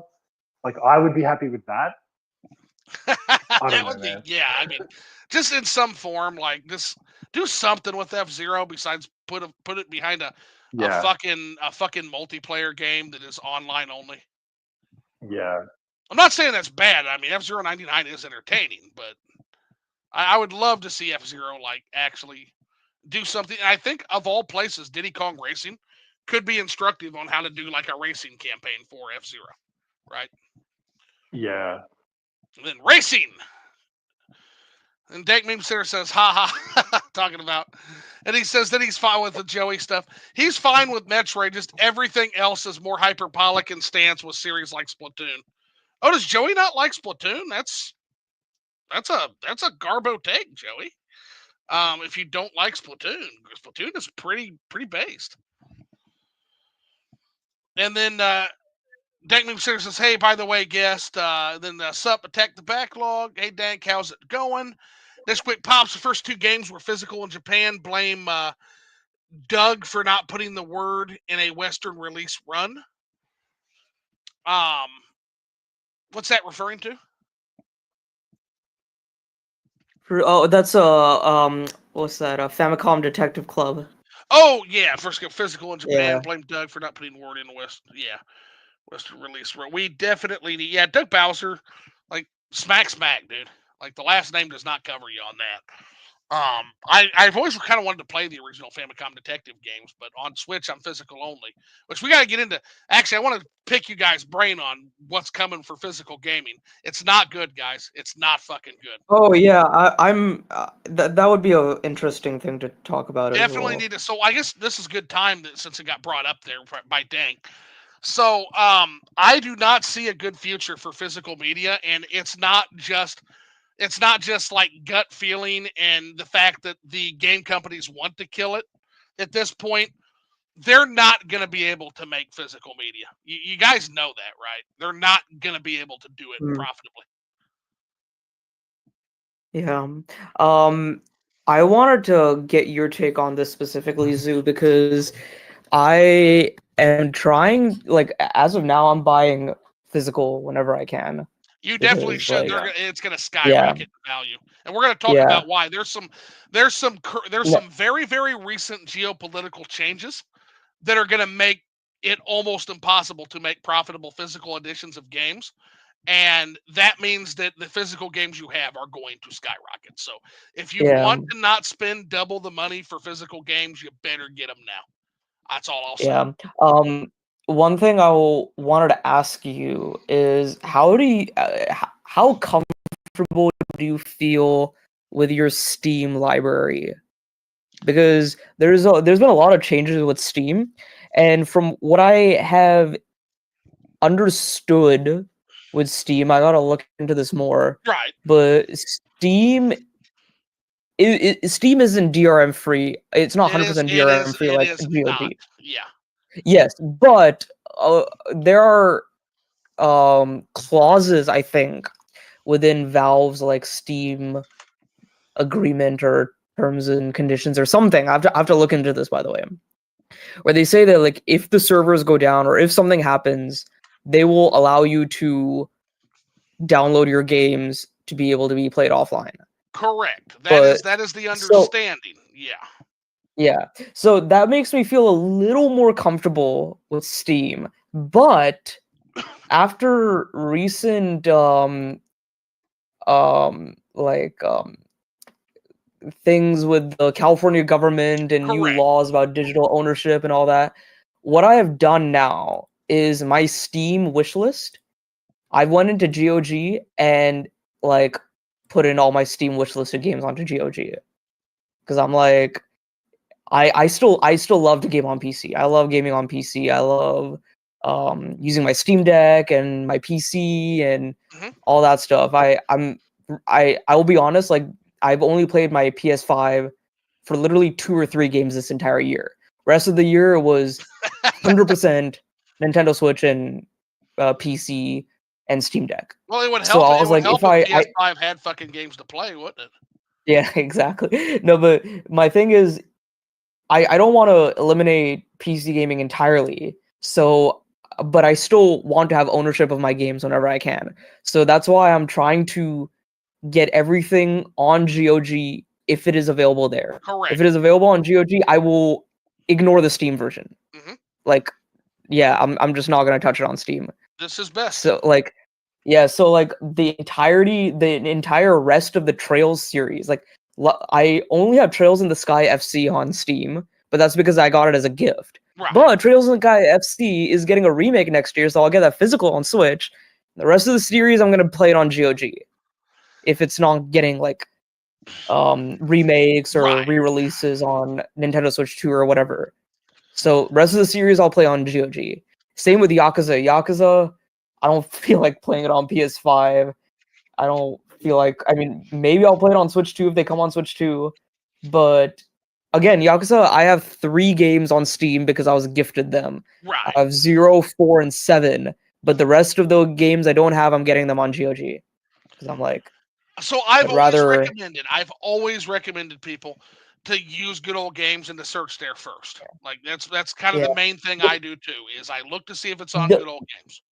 The only issue is everything isn't on there. Like that's right. And modern AAA games are probably shit out of luck. Yeah. That's the thing with the publishers though. They're like, "Oh, we don't want you to we're not going to put our games on GOG because we're not going to get like either they're not going to get enough of a cut or they just don't want you to have the game DRM free." It's some kind of like whatever they want to do. They're like Sega's not putting their games on GOG like ever. Of course not. So here's my order of operations, right? So first order of operations, of course, is does Switch have a physical version of that game? If it does, that's the version I buy, period. End of story. Done deal. If there's not a Switch physical, then I look at GOG. Is the game on GOG? Games on GOG? For example, Slay the Princess at the time. I wanted to play it. Didn't have a physical on Switch. Wasn't even on Switch at the time. It's on good old games. Cool. Download that. Put it on a USB card. Yeah, or an SD card. We're good. That you can you own. Yep, that's a physical game. To me, that is digital a physical game. data. You own all the bytes. You own all the data. Every fucking that bit you of it. get. It's just like wow. I just made my own physical game on PC. That's what I did. So yeah, that's amazing. Step 2. Step 3 is okay. It's not on GOG. It's not on Switch physically in a way that is decent. Okay, let's check the Steam sales. Oh, is it like $8 for the entire Mass Effect trilogy? Oh, better get that. Doesn't fucking matter if I have to download EA's shitty fucking. I'm sorry. Sorry, chat. I'm sorry. Wow. It went to my head. Give me 1 second here. EA's absolutely wonderful and fantastic secondary platform that you must utilize when you play any EA games, but this is a good thing. This is a good thing, Chad. I hate that Origin thing. I hate Origin, it no, so no, we don't much. hate Origin. No, Origin is very, very good, Nishquik. It's very, very Yeah. good. And the reason it's very, very good is because we want to keep on being able to do things on YouTube. Because if we don't say very good things about Origin and maybe you're playing an EA game, EA will strike your fucking channel and you'll be banned for 21 days. Oh, okay. Oh, silly. So yeah, Well, I have nothing but good to say about EA. I'm sure they're not complete fucking cunts, right, chat? yeah, At keep all. doing what you're doing. Yeah. But that said, that being said, it's Mass Effect for $8, the whole fucking trilogy and all the DLC. Like, sure, whatever. I'm starting to evolve I my was I stance was an because of idiot those and bought crazy that sales. collection. I was an idiot and I bought that collection for $40 when it came out. Oh, Oof. $8, man. So that's the kind of thing that Steam does that, like, even as a physical only guy, wink, wink, nudge, nudge, I'm evolving on that. How the fuck do you turn that down, man? How? So it's like at that Yeah. point, it doesn't matter if the Steam servers go off tomorrow. I got to play 150 hours of top tier content, gaming content that will be Yeah. with me forever. So at that Yeah. point, I'm starting to see what Rush Dog is talking about experience versus ownership, and I'm starting to see Rush Dog's Hmm. wisdom in that. Now, so It that's it also depends on your game that you're playing. Like, yes, yeah, I agree with the experience versus ownership. Like right now, I'm playing Metaphor Refantasio hmm on Steam, and it's because I genuinely I'm being like, people don't believe me when I say this, but with my lifestyle and what I like, how I prefer to play games and all right, that, like I just told you guys, my PS5 is collecting dust. hmm I would not have gotten this far into the game if I was playing on PS5. Another thing is like my PS5 is in another room and it's so inconvenient. It's just like I can't like bring it into my bedroom all the time. I can't like the only reason I got so far in Final Fantasy VII Rebirth is because I was doing remote play on my Steam Deck. I was playing the game on my Steam Deck, and like at this time in my life, I can't be restricted to like I need to like mobily play games. Well, Nintendo, That I mean Same, that's Nintendo, just same. me. once again, man, Nintendo was ahead of the game on this shit, right? Yeah, like I can't be restricted to one place to play a game, and if I have to move my like hefty, chunky brick of a console every time I want to move around, then Right. I'm not gonna play on there that much anymore. I don't know. Like I know a lot of people who are like in the same like life situation as me, like busy adult lives, and they still mostly play on their PS5, but that's just the case for me. I don't speak for every single person who like plays JRPGs on like PC and PlayStation and all that. Oh, 100%. So yeah, order of operations, yeah, like so now I look at the Steam sales next. If there's no Steam sales, now I'm gonna sell the 7 Seas and see if I can't pirate your game, because at that point, you're not putting a physical game out, you're not on GOG, you're not putting Steam sales out. So at this point, I'm kind of assuming you're anti-consumer piece of shit company.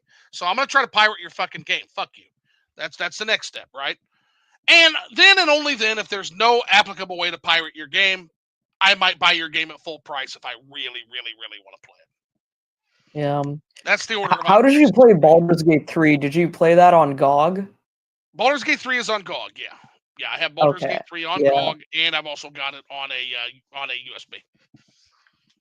That's that it's so cool that you can do that. Also, I got the GOG installer on hmm Steam Deck. I got the launcher on my Steam Deck. Nice. So I just I can do whatever I want on there now. Yeah, we're gonna Like do a full that playthrough that at is some my point of place Baldur's Gate to 3. By the way, that's something I'm gonna do at some point. It's so funny. Like my lizard, my dragonkin, my lizard. We're just gonna roll with it, by the way. So that was Trogdor the Thunderstrucker. And so the whole point of that character is it's like an electrical mage like Dragonkin, right? Now, Mm, Trogdor was supposed to be a male, right? Because Trogdor.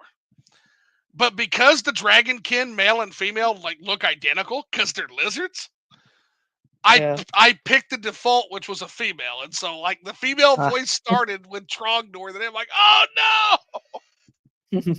I'm like, you know what? Fuck it, we're gonna roll with this. Nice. Like, it's fucking awesome. But yeah, we're gonna get that character going like full scale at some point. But yeah, Baldur's Gate 3 is great, and yes, the best way to play it is on GOG. Although I think there's a Nice. hell of a nice physical version on one of the consoles. Oh yeah, there's a good physical on PS5 Fuck yeah, I think with that's what Emily's gonna be it's got a playing on collector's. I PS5. think Emily from Orbology Uh-huh. got the collector's edition. Yeah, she's playing for it now. that. She's really enjoying it Yeah. too. So yeah, I saw that. So we definitely gonna talk some Baldur's Gate when next she comes on, because Baldur's Yeah. Gate is one of my favorite franchises of all Yeah. time. I But want to hear what Nimbus has to say about physical games, but before I hand it over to him, I just want to say one thing about physical versus digital. Mhm. I made this change from like Steam to GOG, and like I am like actively buying games on Switch physically now because I'm starting to realize, like in the future, I'm thinking ahead into the future because I don't see a lot of things like these being supported, and like Mhm. the way things are now, we can play PS2, PS3, Wii U games. We can play our Wii U games on our Wii U Right. because we have them downloaded, but we also mostly, like most of us have our Wii U games physical aside from the virtual console stuff. Well, But I'm unless you thinking smash ahead your into the Wii, unless you future. smash your Wii with a hammer. Yeah, yeah, unless you're like me. But yeah. Nice Anyways, reference.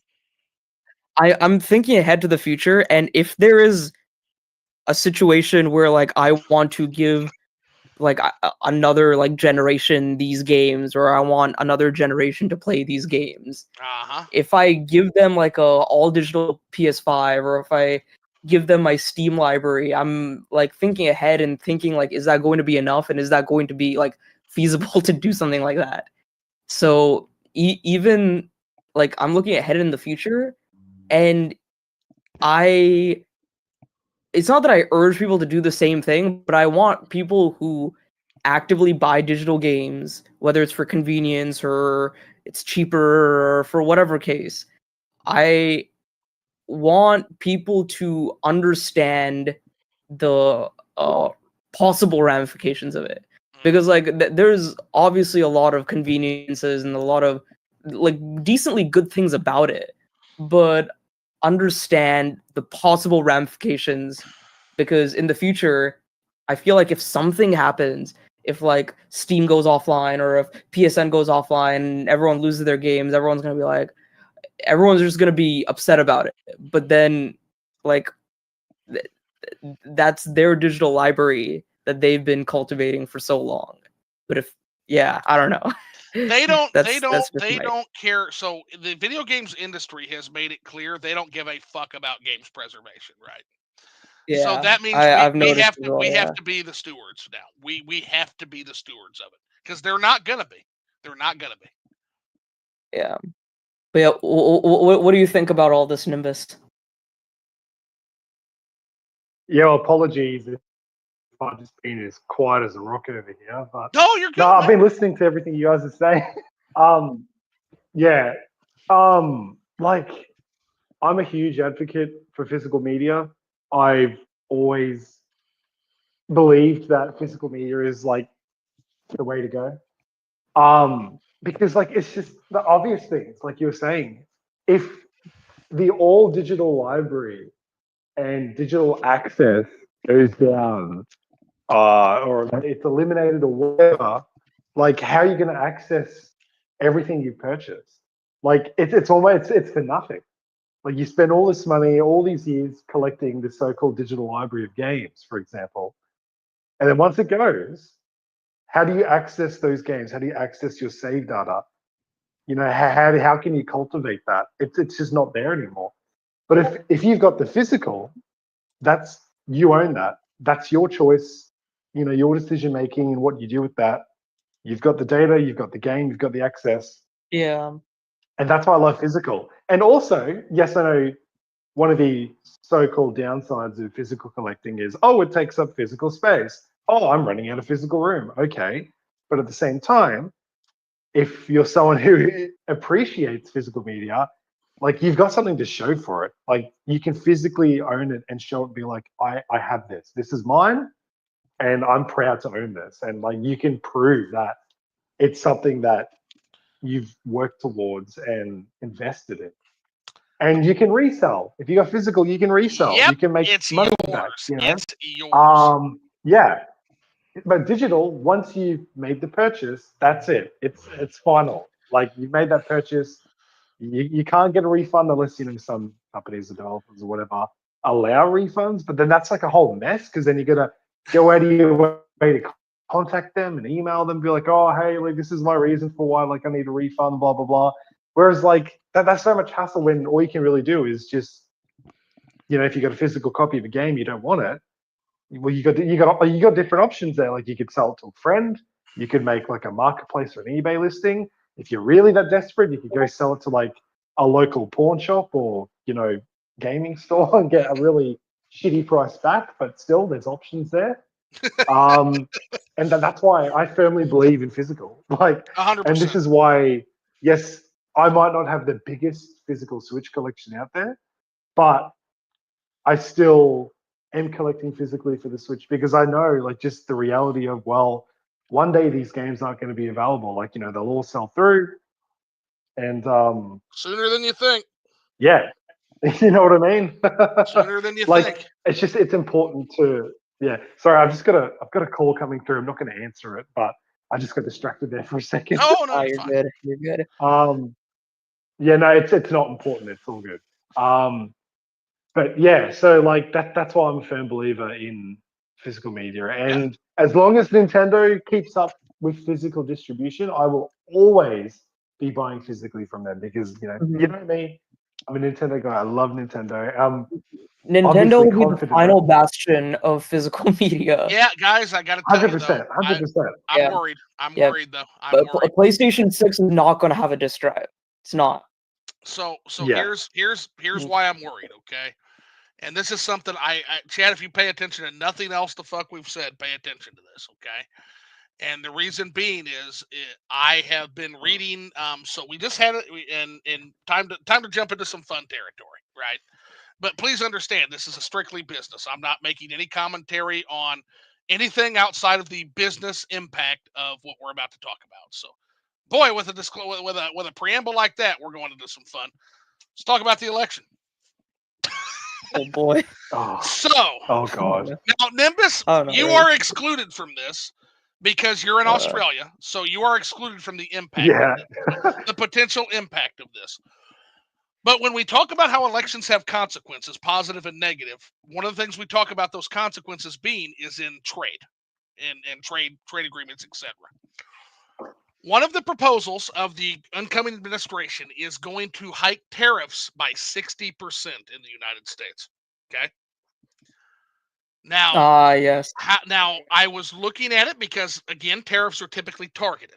Okay. So one of the things I wanted to see is to read the administration's proposal and to see if these are targeted sanctions, or not sanctions, targeted tariffs, or if these are generalized tariffs. These are generalized tariffs. Okay. Now, what that means for video games and physical video games is how many of you guys know where most of the video games physically are manufactured?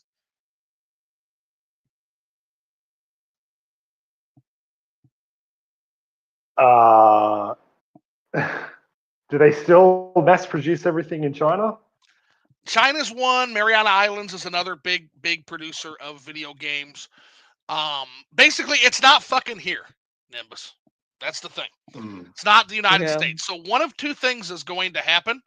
And put on your businessman suit and cap real quick, and you tell me what you think is going to happen. Either they're going to they're going to endeavor to bring all the manufacturing back into the United States just to make physical video games, or the physical video games just aren't going to be made because it's 60% increase in price. They will not be profitable to make. The price will be sky high. People won't buy them because now there is a real genuine comparison to digital. 60% increase is 60% massive. increase for any physical. That is going to be a death nail, guys. I hope everybody is aware of that. It's over if that happens.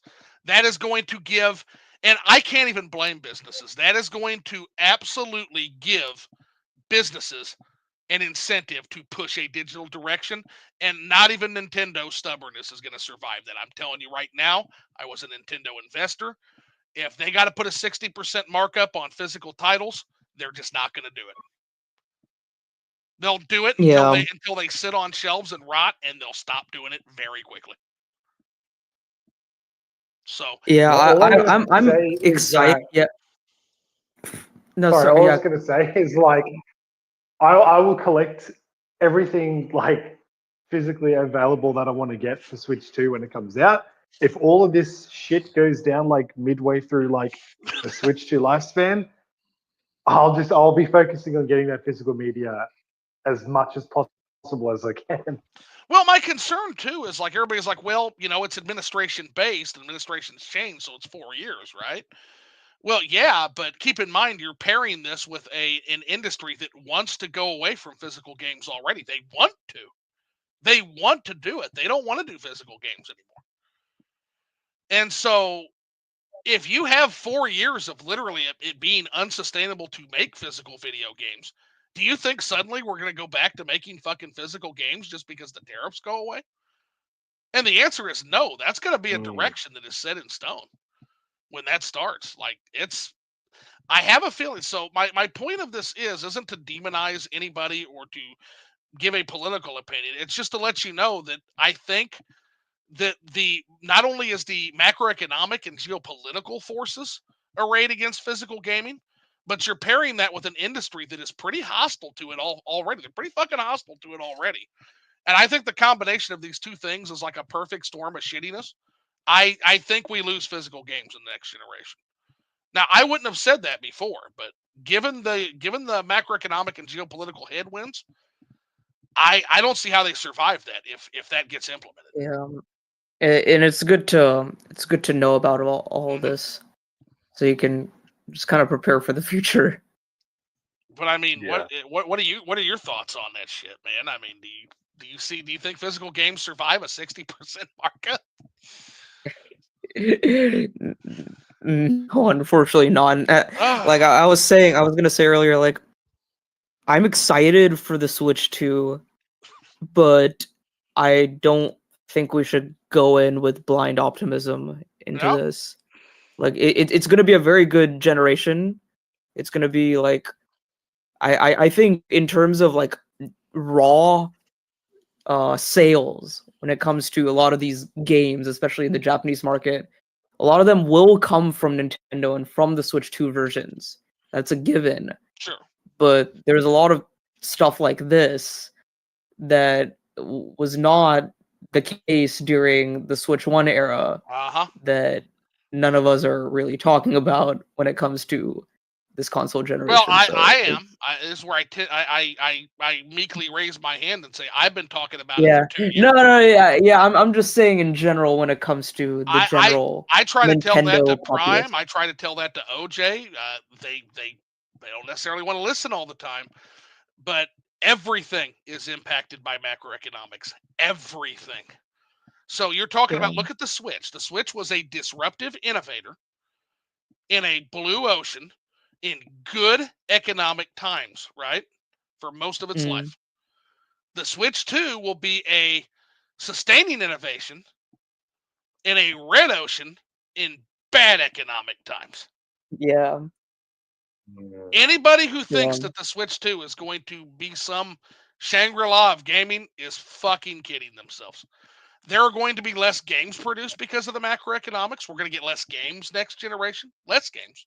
in terms of, well, at least in terms of AAA. I think indie will help plug some of that gap, but indie won't always Yeah, do and this. that's what I mean by a lot of raw sales numbers They're going to go down. for games in Yep. general. They're gonna come from Nintendo because of a lot of the indies and the AA's, the Japanese games, the JRPGs. Like they're gonna be doing well on Switch too, but that's just those. Yeah, I mean, but what I'm saying is, like, I mean, good you thing factor that's in the macroeconomics, it's all going to be a decline from the Switch. It's going to be. It's Yeah. going to be a Yeah. decline. And they're preparing for Yeah. that. That's what the theme parks are for. That's what all these Yeah. deals with products are for. That's what the movies are for. They are preparing Yeah. for this transition. That's why Nintendo is starting to become more of an IP company, even than a video game company. They're starting to expand They're IP beyond video games. they're on the level of Disney now. They're kind of their own gaming Disney. Which is fitting because, again, they have emulated and had a close relationship with Disney and been a mirror for Disney, a Japanese mirror for Disney since the early days when they scored that deal to get Disney exclusive Hanafuda cards. I still need to post that, by the way. I have one of those sets of Disney Hanafuda cards from like the 1920s. Like, it's really cool. That's so cool. Yeah, Disney and Nintendo have always been kind of close bedfellows in terms of the way they do business, the way they look at art, the way they are very, very protective of their IPs. A lot of similarities between Disney and Nintendo for sure. But you can, like I told Prime, you can be fucking as excited as you want about the Switch 2. I get the guy's excited. I just want to try to bring it down to earth a little bit here and just say, hey, and by the way, one of my concerns seems to be going away, which is that we're going to go back to weird Nintendo again. That seems like that's not going to happen. Yeah, I'm glad we're not. That's we're sticking right where they I need to don't be. like when people romanticize the Wii U era. No, there's nothing to romanticize. Nothing. It was fun for a while, but I don't like when people are like, we need to go back to that, and I'm like, no. If you think that way, you were probably like a little kid, because like I was a teenager back then, and I almost lost my interest in video games because of how bad of a time it was for Nintendo then. That was not good. Yeah, it was not good. Wii U days are like really depressing times. Like, no, and again, you can talk to Prime. You can talk to people like OJ who were there covering it back then. They'll tell you how not fun it was. Yeah. Like, oh my god. Yeah, like what's funny? Speaking the of thirst OJ, for news. Yeah. Sorry, but like the thirst for news during the Wii U era, like those dry spells, like we would go 3 to 4 months without hearing anything. No game. And then whenever a game came out, it was this dried up husk of like what the game should be. Like, was it like Mario? What's the Mario Tennis line? Mario Tennis, like Super Slam, whatever it's called. And my favorite was Animal Crossing Amiibo Land. Festival. Amiibo Festival, yes, that's the one. And like, I know Masahiro Sakurai he always puts a lot of love and care into both Smash Brothers, but I still personally think Smash Brothers Wii U is the weakest out of all of them. Like, I thought Smash Brothers 3DS was way better than Smash Brothers Wii U. It had a better classic campaign. Like, you could actually have like a proper arcade mode for one player. Match Run is Wii U was like, Smash Tour. Smash Tour, like, oh my god, like that was just like, let's play a board game. I'm like, I want to play Smash Brothers. Like, I want to play I want to take advantage of like the gameplay elements in Smash Brothers. We're gonna play a party game. I'll play Mario Party. Blows my mind that we got a Nintendo Direct that had Paper Mario Color Splash, Amiibo Festival, Animal Crossing, and Federation Forces in one fucking Direct. You mean Federation Fast? Federation Force. No, that game, like, literally, I'm like, that was a genuine F Direct. That was a genuine.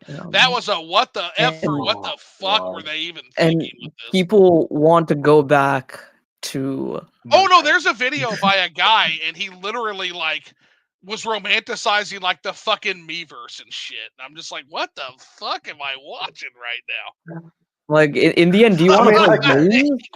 Do you want to play games, or do you want to like just kind of No, he wants to listen to the I Weather don't know. Channel. He wants to tune into the Weather Channel. I think people like that have a just kind of strange obsession with Nintendo more than like an enjoyment for the games. Like Yeah, that I was don't a know. bizarre thing, man. Yeah, that was. there's definitely nostalgia to thinking about like the Yeah, wacky Nintendo times. Like there's nostalgia, so I understand why some of these people might be sort of clinging onto. Oh, we need like crazy Nintendo back. Like I get it, No, we but don't. like I think you can still have Nintendo charm in the modern era, You but can. be very proper about like their business yeah, plans. The Switch is charming. definitely. Like Switch I is think very charming. yeah, and it's like what the developers do with the games. That's where you find the charm, like Hmm. in the individual experiences within the games, rather than oh, we need like like bells and whistles going off on the main menu and like like it's not necessary. But like at the same time, like I won't be opposed to Nintendo wanting to try new things. I mean, I guess that's why we've got like Alamo, like that's a thing. But like it's away from like a home console. Like it's literally its Exactly. own thing. But I'm not gonna yeah. lie, Anyway, my asshole, I know we sort of like my asshole pucker. yeah. When I saw that fucking network test, and it was like a giant fucking amiibo game. Like it was like a giant fucking like Miiverse game, not amiibo, but Miiverse game. When I saw that test, and by the way, like Yeah. OJ can talk about all he wants about, oh, that's just a network test. No, it's not, dude. They sunk so much goddamn money into that fucking game that they were Oh making. no, it's gonna be a real game, That is hundred absolutely going to be percent. a real game. That is going to be a Switch 2 game. I promise you that's going to be a Switch 2 game. And it made my asshole pucker because I remember the fucking Miiverse and how cringe that shit was. And how they literally had to scrap it and gut the features because PDF files were on there being weirdos and shit. Like, it's going to be bad, guys. And that when I Yeah. saw that direction, I was like, oh no. Oh shit! Are we like? I know they're not. I know Furukawa's got a pretty firm grasp on the direction, but it literally sent off alarm bells when I saw that player test. Yeah. It set Also, off Alamo bells. yes. Yes. One quick thing. Speaking of OJ, I just found it really funny that out of nowhere one day I was recommended. Like I watch OJ's videos a lot, Uh-huh. but one day I was recommended his reaction video to the first Nintendo Switch trailer. I don't know if you guys have seen it, It's but great. it's so funny. It's OJ and Super Metal Dave reacting to it, and I didn't watch either of them back then, but their reaction to seeing the Switch was so funny because it's it. I remember so many people feeling the same. Like I was a little more optimistic I was because like very everyone was optimistic. like ready. Very optimistic. I, I I was optimistic because I was like, okay, like this is hybrid. This is what they wanted the Wii U to be in the end. But like, for me, it was just cool to be able to see someone playing like Zelda Breath of the Wild and handheld, like outside. I was like, oh my god, that's actually Yeah. really cool. But what I took away from that reaction video, I like skipped around just to watch like their reaction to it and all that.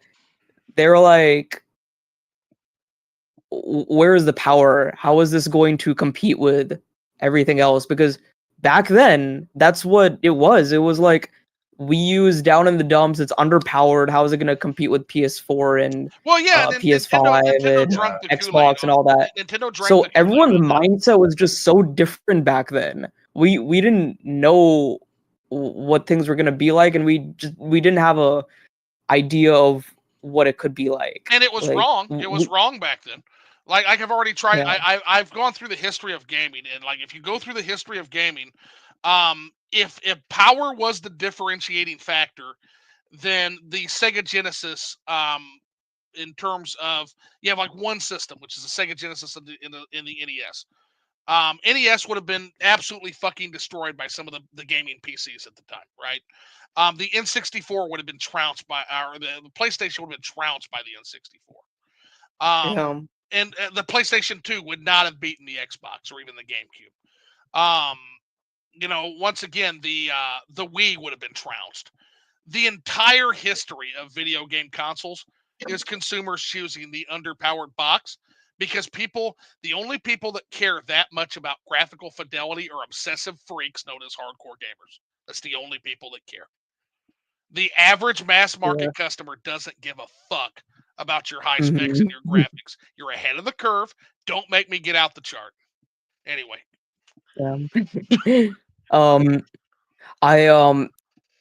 I think I might have like maybe half an hour to 40 minutes left. Oh yeah, so, let's start burning through the chat real quick. Yeah.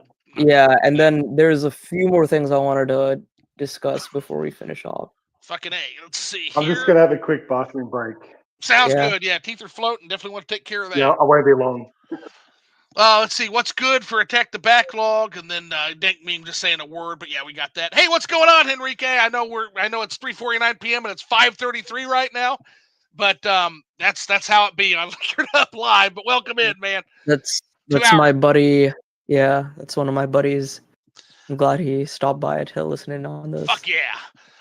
Dank Meme Center says Attack the Backlog says pretty all right. Nishquik says yo, talking to Henrique. Hey, Henrique. Attack the Backlog says, hey, Jonathan, hope you're okay, dude. Dank Meme Center says, yep, localization still iffy for these exclusive games. You said yes. Dank Meme Center says yes. And then Henrique has given us the side eye there with the magnifying glass, which is perfect. Brooke Barnes says, Zoo, I have a good idea for the Liquored Up Live. Let's hear it, Brooke. I'm always open to new ideas. Angela Dowling is in. Hey, what's going on, Angela? If you're still here, I tried the fairy bread. It was good. Jonathan Drew says, hey, what's good, guys? VG Mobster here. Wanted to ask, what's your favorite Xenoblade game personally? Ooh. For me, it's still Xenoblade 2, but let's let 3 work its magic. But Nish, what do you think? It's Xenoblade 3 for me. Okay. Because it's just a culmination of everything in terms of everything Monolith Soft has learned, and then Future Redeemed is phenomenal as well. But I really like the themes of 3. I think the themes of 3 personally impacted me the most. Okay. I have a hot me and my buddy Kevin, we have this thing called the Conduit Cast, which is a Xenoblade and Xeno podcast we do, and like on Monday we're gonna be recording one, which is like the hot takes for the Xeno series and Xenoblade series. One of the hot takes I have there is Xenogears is secretly the best one, and it isn't because of like gameplay and just the whole package overall. It's a very fragmented and fractured game. In terms of story, it might be one of the best gaming stories I've ever experienced. Like the only one that competes for me personally is Xenoblade 3. Also, it has parts, guys. Yeah. Oh, but in terms of like original stories outside of Xenoblade, in terms of competing with those two, I think Metaphor ReFantazio is coming close. So OJ also speaks very highly of Metaphor ReFantazio. He says he actually liked it better than Shin Megami Tensei 5 or Persona 5. Yeah. That's what he said. Oh, it's leagues better than Persona 5 in many ways. Do you know how crazy that is? I also love Persona 5. Persona 5 is amazing. Yeah, do you know how but fucking crazy a statement that is? But that has me amped, man. Yeah. There are a few things that I prefer in Persona 5, but it's just like 2 things I can think of right now. But I don't want to. Right. I don't want to give you too many expectations. But sure, yeah, well, they're already sky high thanks to OJ. So then Angela Dowling says, "Food just letting you guys know I'm back." Oh, you're back. Hey, what was your favorite Xenoblade game for VG Mobster? Wait, you asking me? Yes. Wait, VG Mobster. Sorry, I am like. Yeah, so VG Mobster's a chatter. He wants to know all of our favorite Xenoblade games.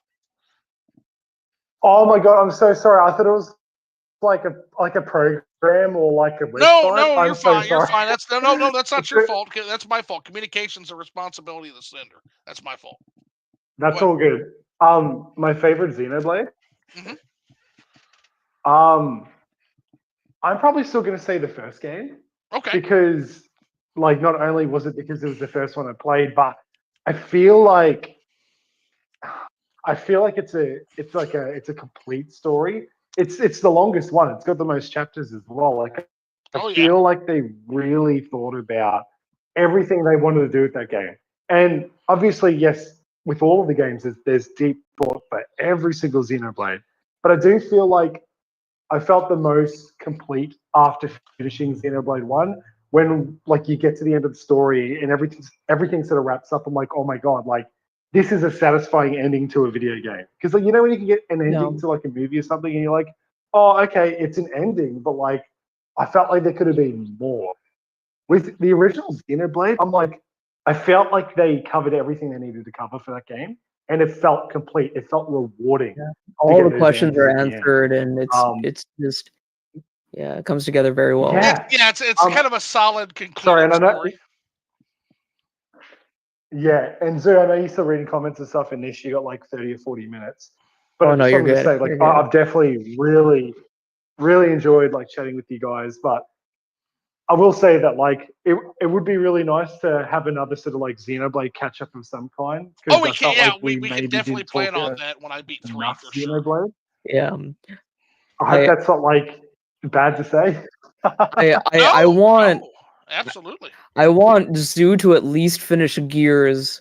Sorry, Xenoblade 3. Okay. I want Zoo to at least finish Xenoblade 3, and eventually when you guys play Gears, you can we can talk about that as well, because I know Nimbus, you're saying like you're searching for people to talk about Xenoblade with. I'm searching for people to talk about Xenogears with, because like okay. if I'm ever on like a Discord VC, I can't talk about Gears because there's people in that Discord VC who want to play Gears but haven't played it, or who are in the middle of playing Gears and haven't beaten it. And I'm like, everyone just play the freaking game. Like I want to, like at this point, I'm gonna like start making videos about it because I don't like. That's I don't care anymore. I'm just now gonna. that is super Eye Patch Wolf's advice on video making, by the way, which is when you can't shut the fuck up about something, when something is so in your head that like you can start to see the soul and the light leave the eyes of your loved ones and friends as you talk about something. That's when he knows it's time to make a video. That's what he says. Yeah. That's why he has all the professional wrestling videos. That's why. Because like he's like he saw that light leave his friend's eyes. He's like, oh, it's video time. 100%. I can relate to that in. But yeah, ways. Nimbus, we'll definitely do another one. Again, like you guys, all you need to do. I am super accessible. I'm not one of these people. I'll talk to anybody. You guys know that, and anytime. Yeah. So you guys just let me know a time, and like, ideally we'll get Xenoblade 3 done, so we can at least do the denouement on that, and then we can talk about anything. Like, I'm also Nimbus. I was chatting to when you were gone. I was talking to Zoo about the Conduit cast. If a topic aligns with what me and Kevin want to talk about, we can have you on as well. Like, yeah, man, like seriously, like just you know where to find me. Just send me a message and I'll be more than happy to join you guys on there. Just hit me up about like whenever. Just hit me up. Same, 100%. Brick Barnes says UpperNimbus was downward Nimbus. Has lower Nimbus or downward Nimbus been visiting lately? I hope not. He is lowly. Yeah, fuck that guy. Yeah, he's a fucking prick. Yeah, he's a prick. He's a piece of shit. We don't talk about Brooke. We don't talk about lower Nimbus here. Rush Dog says, hello, gentlemen. I played the 3DS version first too, Nimbus, so you're not alone in that. Rush Dog says, apology if I missed this from earlier, but what's everybody drinking? I am drinking it's a Jack Daniel's Frank Sinatra. Picked that up in Tennessee. Oh, wow. It is very, very tasty Tennessee whiskey, and let them know what you guys are drinking again. Oh, yeah, I was having a St. Arnold's lawnmower, which is just about finished now. It's done, yeah. It's a local Houston, Texas. I was having a nice. Oh, sorry. Oh no, sorry. Continue. To cut you off, Nish. My bad. No, you're good. No, you're good. Oh, all I was saying is, I had an iced coffee, but obviously that's been finished. Long gone. Yeah. So, Mad Kaiser's in. He says, "Yo, it's a xenocentric stream." Yeah, yes, sir. Mm-hmm. And he says, "I liked when Edgel said he was Thancred." Thancred. Rush Dog says, I haven't beaten Xenoblade 2 yet. I think I'm gonna duck out for now to avoid spoilers. No, totally understand that, Rush. Mad Kaiser good says, news is we didn't cover many spoilers. No, we didn't, but I get it. I get it completely. Matt Kaiser says, yeah, the Yeah. foil/parallels between main character and antagonist in Xenoblade games are really strong thematically, which I agree, 100%. And then, Nish says, yeah, no problems, Rush. Reminder, we'll be going into heavy spoilers. Be careful on Xenoblade X 3 spoilers, Xenoblade Chronicles 3 spoilers past Chapter 4, because who hasn't played past that yet? That's crazy that I'm only at Chapter 4. It's fucking games, man. Mad Kaiser, yep. And then he says, though hopefully he gets back at it. I will definitely, Kaiser, I promise you. There's some really good stuff past Chapter 4. And then, I hadn't seen Chapter 5 yet. And then says, yo, Mad Kaiser saying the same thing. Then Nishquik, Pops, did you see my good friend Crimson Rosso beat Xenogears, Nish?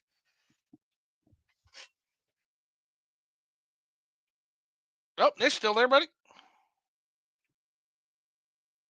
Oh shit! Are we having streaming this? Oh no, I heard up. Oh yeah, I saw that Rosso beat Xenogears. I'm BRBing real quick. I'll be back though. Oh, you're good, homie. But yeah, I did see that Crimson Rosso did beat Xenogears. That's nice. Mad Kaiser says Fairy Tale. Did somebody say friendship? And then he says Xeno games in general are thought provoking, like classic Final Fantasy games from the late SNES, full PS1 and early PS2 era. They are. Same goes with the Nier series, Replicant and Automata. I hear Automata is incredible. Can't wait for that. And then he says, talking about Sonic, I mean, Sonic is also more than run A to B really, really fast. Yes, Sonic is another fantastic example. The early Sonic games of world building. There is genuine work to the lore, fantasy, and mystique about how the characters in Sonic act differently to our own. They're more than just their general tropes. Heck, we're seeing a return to form in that with Frontiers and even Shadow Gens. The adventure games and even some of the Dark Age stuff like Unleashed delve into that. Oh, like the werewolf game. Okay. That's pretty cool. Okay, I'm officially back now. He says, obviously, we've seen how stories in Sonic are pushed outside of video games, like the Archie. Oh, dude, like the Sonic Sad AM cartoon show was fucking masterful. Even the recent movies and old Sonic shows like Sad AM, yes, and recently Shadow Dark Beginnings. When you boil it down, Sonic in general is at its strongest narratives are on par with a JRPG. Even the ones that even with Super Sonic beating down like a god at the end. Laugh out loud. Yeah, it's also kind of Final Fantasy-esque, isn't it? And Kaiser says, by the way, where's my Sonic JRPG, Lazuka? You have capable RPG teams at Sega. JRPGs are at an all-time high in this age, and Mario is having an Just RPG hope it's better than renaissance. Chronicles was. Yeah, it's time. It is absolutely time for a Sonic RPG game. That would be fucking based. Just keep his shoes on. Please don't unleash the Sonic community on us. Even SonicsFeet.exe. No, please don't. No. Please, I'll never fucking I'll never forget that. Like literally, if you read the original plot of that game, it was like the Sonic shoes got stolen, and I'm like, oh my god! Like, if you fucking knew what you were about to unleash on the world by showing that fucking hedgehog's feet, you would absolutely rethink that, and they did, thankfully. You don't know what this fandom is. It's like, don't do that. Mad Kaiser says even some Sonic games have low-key RPG elements if they're minimal. Whether it's a hub world, skill tree, combat, new abilities you unlock, a rock, paper, scissors system from heroes, etc. And Mad Kaiser says I've drowned the chat with my Sonic rambling. I'm sorry, LOL. Mad Kaiser, you're gonna have to get your ass on here now, and we're gonna have to talk Sonic. 100%. I want to talk Sonic with you. I think that would be. We need a Sonic cast. Hopefully we can do that without all of the people who are into like Vor and like Prego hedgehogs and shit. Maybe they'll stay away. That would be ideal. But in general, like I would love to have like a sane fandom Sonic talk with you. Like that would be cool. Then we got Henrique, and he's giving us like the amazing face and kind of the side-eye face. Baywatcher's in. What's going on, Baywatcher? Yo, what's up, buddy? Thanks for coming in, man. Henrique says, wait, I thought Diddy Kong Racing was loved by the general public. It was. I don't know about the general public, Henrique. It was loved by me. I love that game.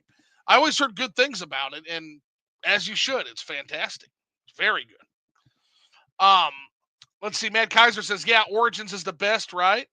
Night Sky Prince crying of joy and spirit hearing your words about using a Steam Deck. NSP is a very big proponent for Steam Deck and for GOG as well. I remember he Night Sky Prince is a very, very good channel. Like Okay. he kind of opened me up to a lot of, like, of course I've been aware of a lot of the problems in the video game industry, Hmm. but seeing it from a JRPG point of view, and he like very unbiased. I would say he's pretty unbiased when it comes to judging Square Enix. I'm not very biased in judging Square Enix, but I really like his content and how he presents a lot of his arguments and stuff. So it's cool. Yeah, It's a nice guy, I Prince. have to take a look at possibly getting Night Sky Prince on. That might be really cool. He's pretty open to collaborations like that, so you Yeah, can reach out it'd to him. be kind of nice to have him on.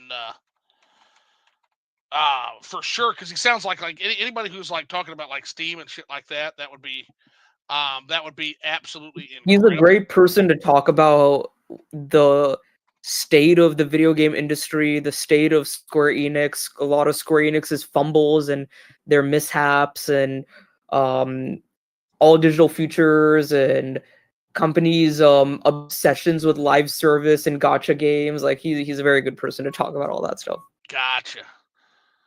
Okay, and then actually I see a comment down here. We'll get to that in a second. But yeah, and then Matt Kaiser says probably, and then Quick Pop says, Matt Kaiser, yeah, I love Night Sky Princess content.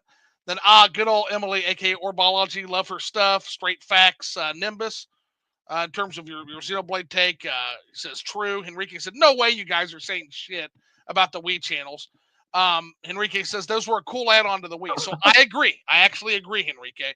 But here's why they were cool add-ons for the Wii, because the Wii had games. So I feel like the Wii U in particular, like, yeah, nobody shits on the Wii channels because the Wii had games and the channels were an add-on. Yeah. On the Wii U, there were no fucking games, and so a lot of those channels just seemed like these floating piece of shits there that nobody fucking wanted or Even the cared about. 3DS stuff. The 3DS stuff was good because it was an extra complement to a lot of the games that were already on 3DS. Right. But the dude, my Wii U, I didn't I honestly, that if I ask my high school self could probably count the number of times he used his Wii U, and that's not good. I used my Wii U in the past 2 years to play Xenoblade Chronicles X more than I did in high school when the thing was like being supported. Like it was bad. It was just bad. Yeah. Bad time for games. For Nintendo games. It was bad. Mm. Yeah, it was not ideal. Now, I mean, it just wasn't. Brooke Barnes says her idea is you do an intro theme with an intro song, showing off your anime room and video game room, and then start it a few minutes before the stream starts. Oh, Brooke, you're getting beyond what this old man can do.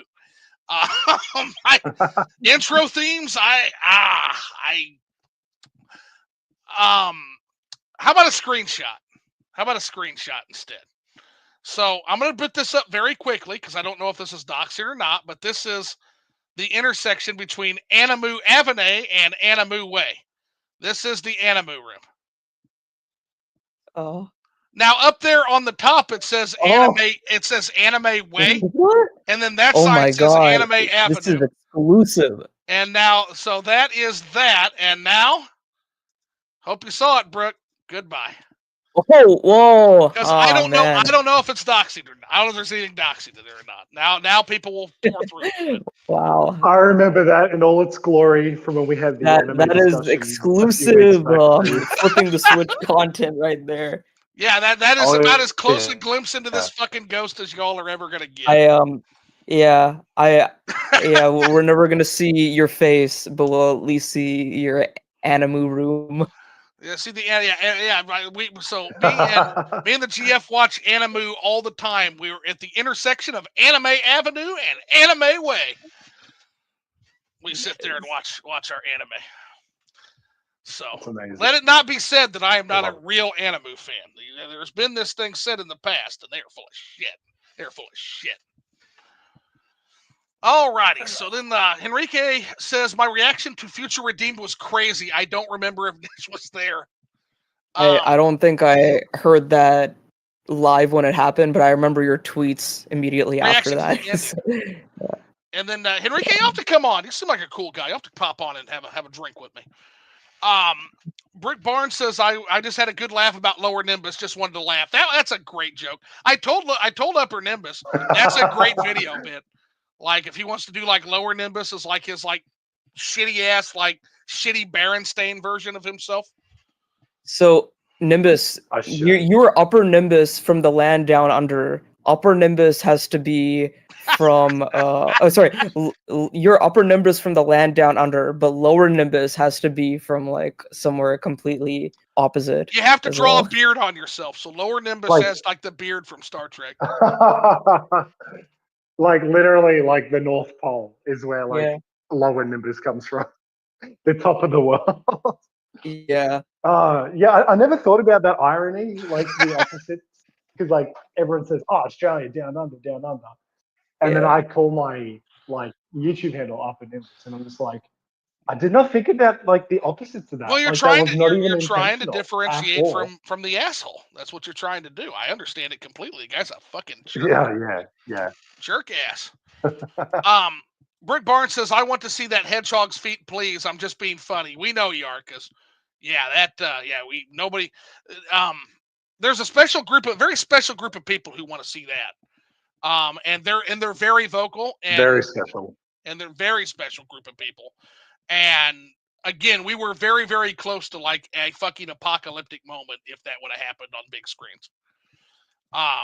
Because it would have activated all of them at once. It would have activated all of them at activation. Let's see. Enrique says, I understood. Yeah. I'm not saying those are bad ideas, but you got to have games. Like if you have a video game console, got to have games, Enrique. And then if you don't have the games, everything else starts getting nitpicked and attacked. It just does. The Lofi one says, me and my ex-girlfriend were considering getting a Wii U at one point. I'm fucking glad I never did. Yeah. The terrible system. Fucking awful. Enrique Calcutta says, do you guys like P-Cross? Yeah, I like P-Cross.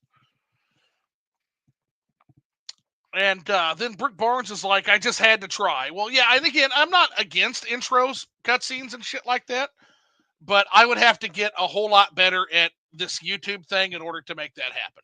Maybe I'll look into that. Like, if people would like to see intro cutscenes to zoo videos, like, it couldn't hurt, but do you have to cut like a special intro into every video, or is there a way to do it on every video? Or goes to show you how much I fucking know about this shit. Yeah. So, alrighty. One thing we're now at the end of the chat. I wanted to ask you guys something. What do you guys think of video game remakes? Because I've started to think very deeply about a lot of this stuff. And a lot of it, like I was telling you guys, I listened to that podcast about video game remakes with the Resident Arc and the Hylian, and I've been like listening to other people talk about this stuff as well, and I've been like pondering on remakes and the idea of remakes and the purpose of remakes and the benefit of them in general as well. There's a video I have which is it's gonna be out on like Tuesday, where I talk about why the video game Xenogears, which I've been talking about a lot, Xenogears needs a remake more than any other video game in existence. And I can't think of any other video game that needs it more. But I'm seeing a lot of rumored remakes happening, and a lot of remakes that are happening that I just think to myself, I'm like, is it worth it to remake this? Put in all the development time, energy, money, resources, into remaking an older thing, changing what its identity once was to make it something that it almost isn't. spending a whole lot of time, money, and resources into that versus ignoring something else that might need it more. Like, there's a whole lot of, like, Xenogears is just one example, but there's a whole lot of other games that could benefit from a remake more than like a game that could be potentially getting a remake or another part in a remake series or just anything in general. Like, one thing is, like, a lot of people, like a lot of Nintendo fans are hyping up a possible potential rumored Ocarina of Time remake, and that particularly scares me. Like, the idea is exciting, but at the same time I'm like, I don't want something to like change the identity of what it once was. Like, I think Ocarina of Time 3D was perfect because it kept that essence of Legend of Zelda Ocarina of Time, and it kept that essence so perfectly. And I like, even though the art style has changed, it's not as like creepy and scary. I think that essence still predominantly remained within Ocarina of Time 3D. So I don't want them to tamper with it too much. But I just think that companies should start to think strategically about these remakes and look into games that need it more. Like, I was happy to see Famicom Detective Club get remakes, and now it's spawned like a new like a new game in Emio. And like, of course, that needed something like that. Or even like Fire Emblem Gaiden. Like, no one's gonna go back and freaking play Fire Emblem Gaiden. Like, if you ask someone in 2017, oh, you should play the second Fire Emblem game, they would ignore you. But now if you tell them, oh, play Fire Emblem Echo Shadows of Valentia, they would be more amenable to play something like that because it's a fully fledged, easy to play, like more approachable game on the 3DS. So that's my thing. I'm like, what needs it? What doesn't need it? Like, what are you gonna invest your time and resources into versus what deserves all that? Yeah, I think there's some good points on that. Did you see what Miyamoto recently had said on the topic of game remakes and why a lot of younger people, like younger game devs, want to make those? Did you see those comments? I actually did not. Yeah, so this was very recent, actually. This was at the November 6th briefing. He actually touched on this, right? Oh, And let me get that pulled up. Bear with me real quick. But Nimbus, any thoughts on that while I get that pulled up, and then I'll kind of discuss what Miyamoto said because my thoughts kind of bounce off his. Yeah, well, I mean, it's kind of tricky because, like, I agree with Nish that there's like certain games you look at and you think, okay, this could definitely make treatment. But then there's also the question of if they're putting all that time and effort into these older games, like that time, money, and resources could be going into new projects that can expand and add to these pre-existing franchises. You know, new development for new games, new experiences, new stories. Like, it's tricky because like there's definitely things I'd love to see remade. And even though yes, I haven't played the original Xenogears, I've got it there at the ready thanks to you, Nish, and it's been something that yeah. I've been wanting to get into, but it's finding the time. But like how you're saying that that's a game that definitely needs a remake. Like, I guess it's all subjective, like to each individual, what they deem to be a required remake or not. And like we never know what's going to get remade. Like a lot of the time we just get these surprise announcements that there's remasters and remakes coming. It's like, oh, I didn't expect them to do that. And I don't know, like I do like the remakes because like especially if it's for like older games that I've never played and I may never have proper access to, unless you know you go and you're setting sail for the high seas. But like it's good to maybe have some things brought back that like newer generations can experience through remakes, and I do appreciate that. And but like if it becomes like the sole focus of like that company's development time, that's where I do worry a bit because then it's like, why aren't they developing something new? Why are they just going back and treading old water? No, Like I a side think project. that's fair. If it's Yeah. something that they have a secondary team, yeah. If it's a secondary team that is doing it and they can fund it and it's no issues, great, cool, because it's like we know we're getting something new, but then we're also getting this like side content, bringing something back. Well, But yeah. I only really see it as an issue if it becomes the sole focus of like, yep, this is what we're bringing out after 10 years, and then you won't hear us again for another 10 years. That's where I would panic. And I think you had a good point there too, where you had mentioned that's kind of like the zoo lens for things. I do that sometimes, where you're looking at that and you're saying, okay, remake. If we're on a secondary studio or a business partner, cool. Why is Nintendo EAD making that remake, or EPD? It's called now. I'm used to the old school terminology. Nintendo EPD should never be working on a fucking goddamn remake ever. Waste of resources. Yeah. They should be making new games. But if it's a side company, maybe a little bit better. I agree with that. Miyamoto has an interesting perspective on it too. So the quote from Miyamoto says, "New developers, especially those who are avid gamers, sometimes aspire to create upgraded versions of the games they have played before. But I explained that game design is not about that. Rather, it is about observing the world around us and figuring out how to assemble those elements into engaging video games. I explained that game design is about planning. That is, it is about assessing what hardware and development environment to use to create the game, whether the desired game can be realized with its available processing power, and engaging in trial and error to bring it to life.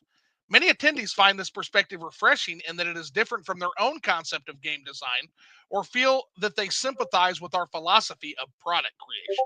Okay?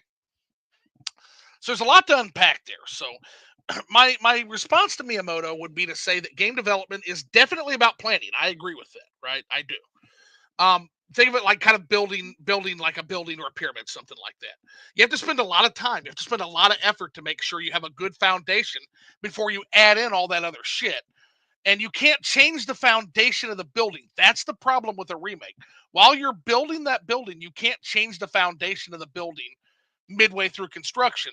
That's what's going to cause so many delays in the video game. Like for example, when they change an engine, something like that. So Miyamoto's being very consistent when he criticizes people who want to remake old games, but yet they don't look at the real world. They just look at that old game that they like, and they want to remake that. But I also think that Miyamoto is missing something, which is that game developers not understanding games that are already out and their actual market performance. And that also includes everybody, including Nintendo, right? So take RPG game development. You need to not only know about modern RPG games, but you need to know about the history of where those RPG games were and where they came from before. So, for example, you want to remake a Final Fantasy game, but you don't know anything about Ultima or Wizardry? Like, what the fuck? But now people would ask, what the hell good does that do? Because that made Dragon Quest, that made Final Fantasy, that made The Legend of fucking Zelda. Dude, you're gonna be very proud of me. Yep. But I watched I'll send you this video. I've sent it to some of my friends as well, but there's a video I watched called The Entire History of Japanese RPGs. Yeah. And he starts off by talking about Ultima Wizardry, and it was called a Black Onyx. Black Onyx was like the first JRPG. Black Onyx, yes. Yeah. Yes, very proud. And see, Nish, you've already done more than most fucking video game developers wanting to remake these classic RPGs. You've already done more work. But if you don't know the foundation, how can you put the building up is kind of my thing. And I feel like a lot of these remakes, so a good example of this, Silent Hill 2 remake.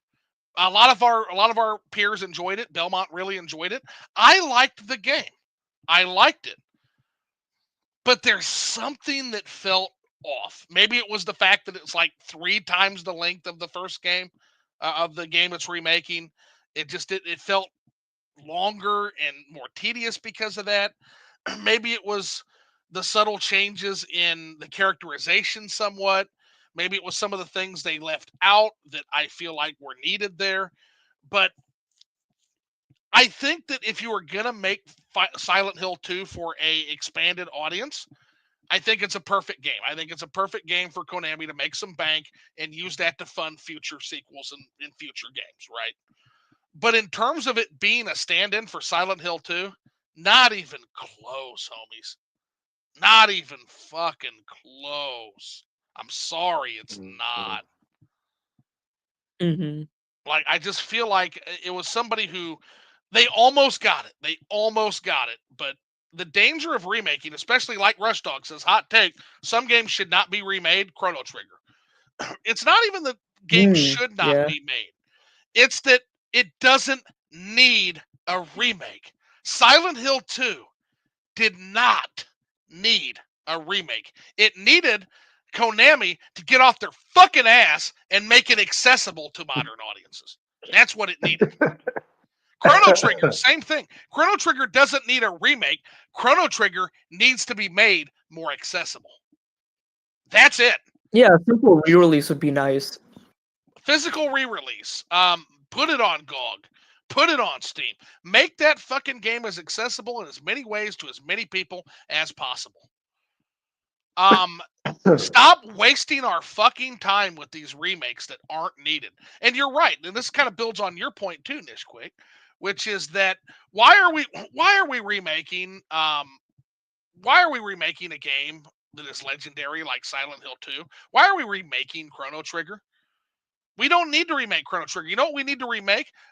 We need to remake. Why are we remaking Persona 3 as much as people loved it? Why are we remaking that game?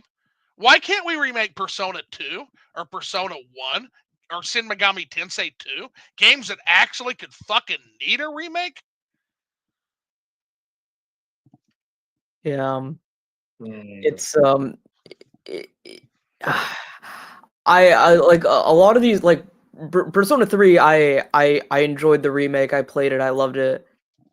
But you can't deny that like a lot of other games just need it more in many ways. It's tough. And that's the thing when it comes to like prioritization. How do you like prioritize what needs it versus what like is kind of going to be an afterthought? Profit. So that yeah. And that's why the games that need it don't get it, by the way. The games that I feel like need remakes, you know. Here's the thing. Like, for example, there's a game, I'll give you a perfect example of a remade game, and that's Shadow of the Ninja. Shadow of the Ninja just got a remake. And it takes a game that was decent, but it's a game that was largely forgotten about and maybe could have used an upbrush on the mechanics and things of that nature. And it just knocked it out of the ballpark. Pocky and Rocky Reshrine. Actually, anything by Tengu Team, they don't miss. They don't fucking miss. I think they are the perfect example to hold up for like what a remake would look like. These are games almost nobody's heard of Pocky and Rocky outside of fucking old SNES heads like me and Rush. Almost nobody's heard of Shadow of the Ninja. And now, with a fresh coat of paint and some new mechanics that actually enhance what the game already was, now it's out there and about. It's out in the market, and people can actually experience this game now that was just forgotten to time. Now, that to me feels like a good remake, right? Mm-hmm. Tango Project, not Tango Team. Tango Project. Yeah, and like the examples that I gave, like Famicom Detective Club. Yes, exactly. That's one. And then what's that? Exactly. Freaking That's a perfect one. Fire Emblem Echo Shadows of Valentia. That's another. Yeah. And it's not like that every single remake that comes out is like a bad or like we shouldn't support this because like it's a remake or whatever. There's nuance. It's just a prioritization kind of thing. Like, and that's what these development studios care about. That's what like they care the most about. They're like, oh, what's gonna sell? What's gonna Profit, like do good? And they're just playing it a little safe, which kind of makes it a little sad. That's the whole thing with these. They're just playing it safe. Well, and again, I think what contributes to that again is that I don't feel like a lot of these devs, they want to remake the game, but again, their entire being set in a creative writing class, and that authorizes you to remake a fucking classic video game. I'm sorry, it doesn't. Now, if you take the time to understand where the genre comes from, where it's going, if you're a genuine fan of the franchise, if you respect and understand its history, and if there's something you can add to it. Like, again, the arrogance of somebody, like the arrogance of somebody who thinks they can remake Chrono Trigger. Rush is right. That's crazy. That's fucking nuts. It's like the example I often use in cinema. There's a Noah's Ark movie. Did you guys know there's a Noah's Ark movie? Interesting. It's I called think so. it's called Noah. And it's not like a religious piece at all. It's like a big budget AAA Hollywood movie called Noah. And like, outside of any of the religious circumstances of the movie is this idea in the back of my head, which is like, who the fuck do you people think you are, man? The fact that this is a story that has existed for thousands of years in the human consciousness. This is one of our oldest stories. This is something that has been analyzed and looked at and retold. And you think that you can improve a 2,000 to 3,000 year old story, homie? Like, are we gonna fucking remake Moby Dick next? Like, are we gonna rewrite Moby Dick? And they rewrote it in ways that are just completely different from the actual story itself. So, in the actual thinking of that movie is, I can improve this story. Like, imagine thinking you can improve the Epic of Gilgamesh. Like, how fucking high on yourself are you? Like, Yeah. that's the kind of thing we're talking about. Imagine Yeah, I can write Paradise Lost better than Milton. Like, no, you can't. You can't. I promise you. Yeah, and to bring it sort of back to the concepts of Xenogears, it's very interesting that you mentioned Noah's Ark and that it's a collective story, because another concept, like I was mentioning, anima and animus, id, Yeah. ego, superego, another prominent like concept within the Xeno games is the collective unconscious, which you can probably see in the Blade games, and you will see it very prominently later in 3 as well. Collective unconscious is very prominent. It's also Yes. supposedly very prominent in Xenosaga, but it's also there in Gears.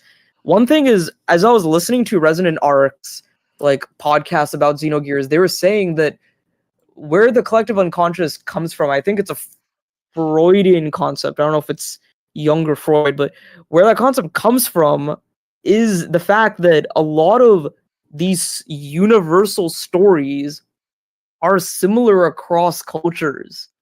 Like Noah's Ark, there's like another, like I think there's like a African tale of like Noah's Ark, or like Essentially, yes. in a whole other completely different side of the world, there's a very similar tale to Noah's Ark.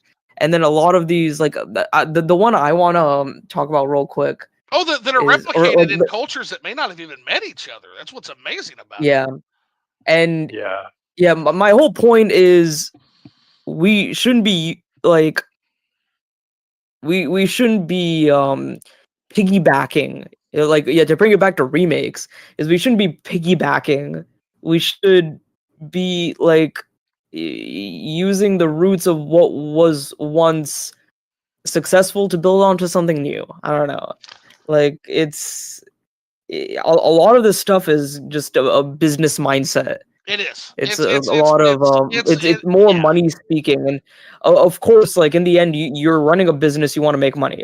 Yeah, I know that, I understand, but like you need to have kind of a balance between, of course, like, and making. I'm glad you bring Yeah, that up, because that is another stress point that's causing this. That's a pressure point. Is we are in macroeconomically, everybody is bracing for something that doesn't seem to be coming so far yet. But essentially, everybody's bracing for the macroeconomic headwinds to reverse, right? And so everybody's being very cautious and very conservative. And of course, that would also impact game development. And so, what is the safest thing you can do outside of sequels? Fucking remakes. So, of course, you're going to see more remakes, right? Makes sense. yeah, But I definitely get the agita that remakes come with. I think remakes can be done well. I think Tango Project, like Rush Dog says, they have carte blanche to remake any fucking thing they want, because they bat 1,000, literally. They literally bat 1,000. Also, Rush Dog, Persona 1 and 2 already got remakes. When? Not saying you're wrong. Persona 1 and 2 had re-releases on the PSP. Re-releases. Actually, Persona 1 did get sort of a remake, Did but it? it's not like a God damn. full-on remake. Somebody I mean, ought to tell nothing. fucking Phil. He rails about that shit, and I took him at his word. I'm sure Phil knows about that. I think like one of his I think videos Phil needs with like a real Jay, remake. Yeah, not like a he re-release. mentions that PS1 version. Right. But yeah. All right, let's see. Chat's been lighting up about remakes. Let's head back up here real quick. Let's see. Where were we at? Oh shit! Yeah, it's gone for quite a bit. Okay. So Persona 1 and 2 already got remakes, but we actually need to go back to. Let's see. We're considering getting Wii at one point. You guys like P-Cross? Here we are. Okay. So Rushdog said Chat GPT can write your theme song for you, Zoo. Oh yeah, the fucking AI shit. Yeah. Probably do a better job than me too, because I am musically shit. Lofi one says maybe sometime I'll join the liquored up, although I'm not much of a drinker. That's okay. You're in good company. I think 90% of the people that come on the fucking show aren't drinkers. So yeah, take your edible and we'll have a great fucking time, man. Maybe I'll drink some mushroom tea while you do your edibles. That'd be fun. Anybody want to see? Anybody want to see Zoo with some mushroom tea? Anybody want to see that? That might be fun. I'm down. That would be exciting. So Rush Dog says, I love a good remake, but there's far too many these days. Quite a bit, for sure. Market will ultimately determine if there's too many. Like, there might be a remake crash in our future, but as of right now, I think there's a general feeling of kind of remake.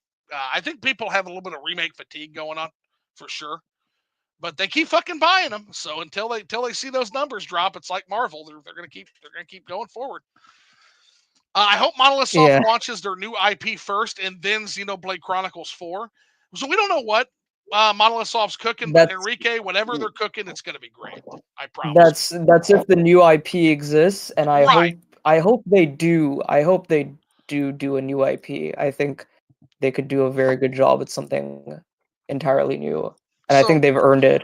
So Lofi 1 opines remakes are great, but when they're actually remakes, the problem is that the majority of them are reimaginings rather than true remakes. I see a lot of remakes that are flat out changing what the original vision was for the sake of attracting a modern audience. Yeah, the problem is that does the modern audience understand what the original game's intent was? And does the publisher care that whether they do or not? I think that's why you get the additions and the things you're talking about, Lofi one, is that the publisher doesn't really they don't know that the modern audience is going to understand the themes of the original, and they don't really care. The goal is for that modern audience to be able to buy and play and enjoy the new game. And so that's how we get that. Of course, there's going to be a clash with the old fans when something like that occurs. I think that's just common, and I think that's just part of the experience. It also doesn't help that there's like an entire cottage industry of people that just don't play video games, but their whole thing is to get angry at video games and to shake their fist at new video games when they come out. I don't think that's helping either, but that seems to be a big thing going on lately, for sure. Irregardless of the quality of the game, like sometimes they can be right, sometimes they can be wrong, but that's not why they're doing it. Let's see. Sony is, of course, the most ridiculous when it comes to remakes. Remaking a 5-year-old games is just silly. Yeah, Sony. I think Sony is a big part of the whole remake problem right now. I think Sony is a big part of that. Like, and people are like, "Oh, Nintendo does it too," and yeah, they do. But I don't remember Nintendo remaking a game that's 5 or 4 years old. Nintendo typically remakes games that are like 20 years old plus. So. And then Lofi one says it's creative bankruptcy. Sometimes, yeah. Sometimes it absolutely is. Sometimes it's creative bankruptcy, Lofi one. Sometimes it's they want to get creative with an IP that already is a proven IP. They want to have their cake and they want to eat it too, like the Noah's Ark movie. So yeah, we know that's a safe thing. Let's put our creative writing brain farts in a thing that's already well established and see if we can sell it based on the IP. That was the entire history of Zelda until Breath of the Wild. From Wind Waker on, that was what Zelda did. So that happens a lot. That's the entire GameCube era, damn near. Is let's skin this franchise and let's dress it up with this other. Let's dress our new idea in the skin of this franchise, and let's see how the market reacts. And then they shake their head and wonder how that turned out so bad. Anyway, there's the hot GameCube take for the day. I await the chat's arrows and the guests. Let's see. The System Shock remake, for example, is one of those remakes that is an example of what makes a perfect remake. Yeah, you keep telling me about the System Shock remake, and I'm a huge System Shock fan, so definitely going to check that out, Lofi, when it's your recommendation. Then that's when Rush Dog says, hot take, some games should not be remade. Chrono Trigger. I agree. I actively speak out against the Silent Hill 2 remake because it has a lot of shit in it, and it changed a lot, too. Yeah, I'm not necessarily negative on it, Lofi one. I'm not saying it's a bad game. I think the Silent Hill 2 remake is actually a good game. I just think it's a bad version of Silent Hill 2. And sadly, it is the only version that a lot of people are going to be able to play, because most people aren't going to go download and go through the effort of downloading the definitive edition, not definitive edition, but the remastered edition that's on PC but not on any of the storefronts. They're going to go and they're going to get the one on the storefront, and that's Silent Hill 2 remake. It's the only one. So, Persona 1 and 2 already got remakes. Yeah, if you could send me a little bit more on that, because I would make Phil, if that's true, Rush Dog, that would make Phil's day. I'm sorry, I don't agree with the remake statement. What Nish is saying is correct, Henrique. So Henrique agrees with you, Nish, as far as like what you're saying about the remakes. Rush Dog Tingo Project has carte blanche to remake any damn game they want. They bat 1,000. Amen. Lofi one says Ubisoft is apparently remaking Splinter Cell. And again, there's another game that is pretty perfect, doesn't really need a fucking remake. I'm just crying in the background because I know it's going to be shit. Unless Tom Clancy franchise goes to a different dev, Splinter Cell is just a corpse. They're parading around at this point. Rush Dog says, let's remake Citizen Kane. It would be way better with colors. Sarcasm. Luffy one says, Flip, they remade the fucking Lion King as a shitty live action film. Yeah, I did not see that.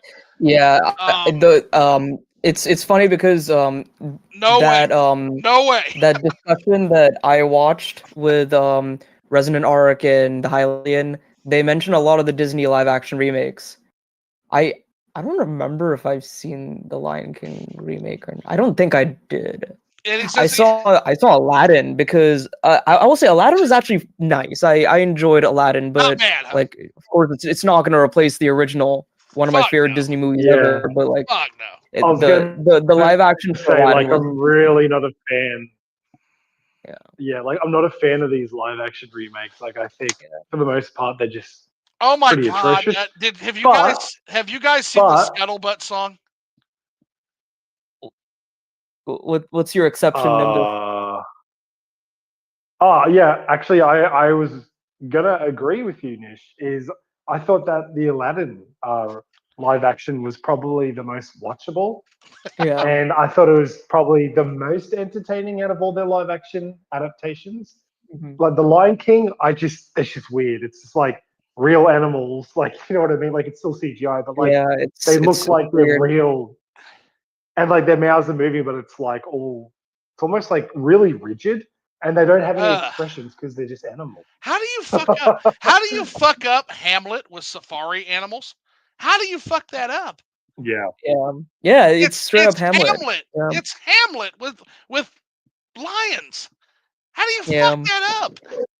How? Leave it to modern day Disney. I just feel like they're making so many terrible business decisions. Oh, lately they're not what they used to be for sure. Go watch it. Go look up Scuttlebutt. Little Mermaid. Type in the Little Mermaid Scuttlebutt song. Oh, from the live action. Oh my God! If ears could fucking puke and bleed and shit, they would after you watch it. You're definitely talking about the live action. Oh God! Just type in it's the Scuttlebutt song from the Little Mermaid. And I'm sorry in advance. Oh man. No way. Rush Dog says, Zoo, didn't you praise a Grindel movie in Discord recently? I did. Isn't that adjacent to what you're railing against now? So I don't know yet, I guess is the answer to that. I'm all for creative ventures if they respect the original material. That Grindel poster, that Grindel monster looks cool as fuck. I think there's a interesting place to explore things from the Grindel's perspective.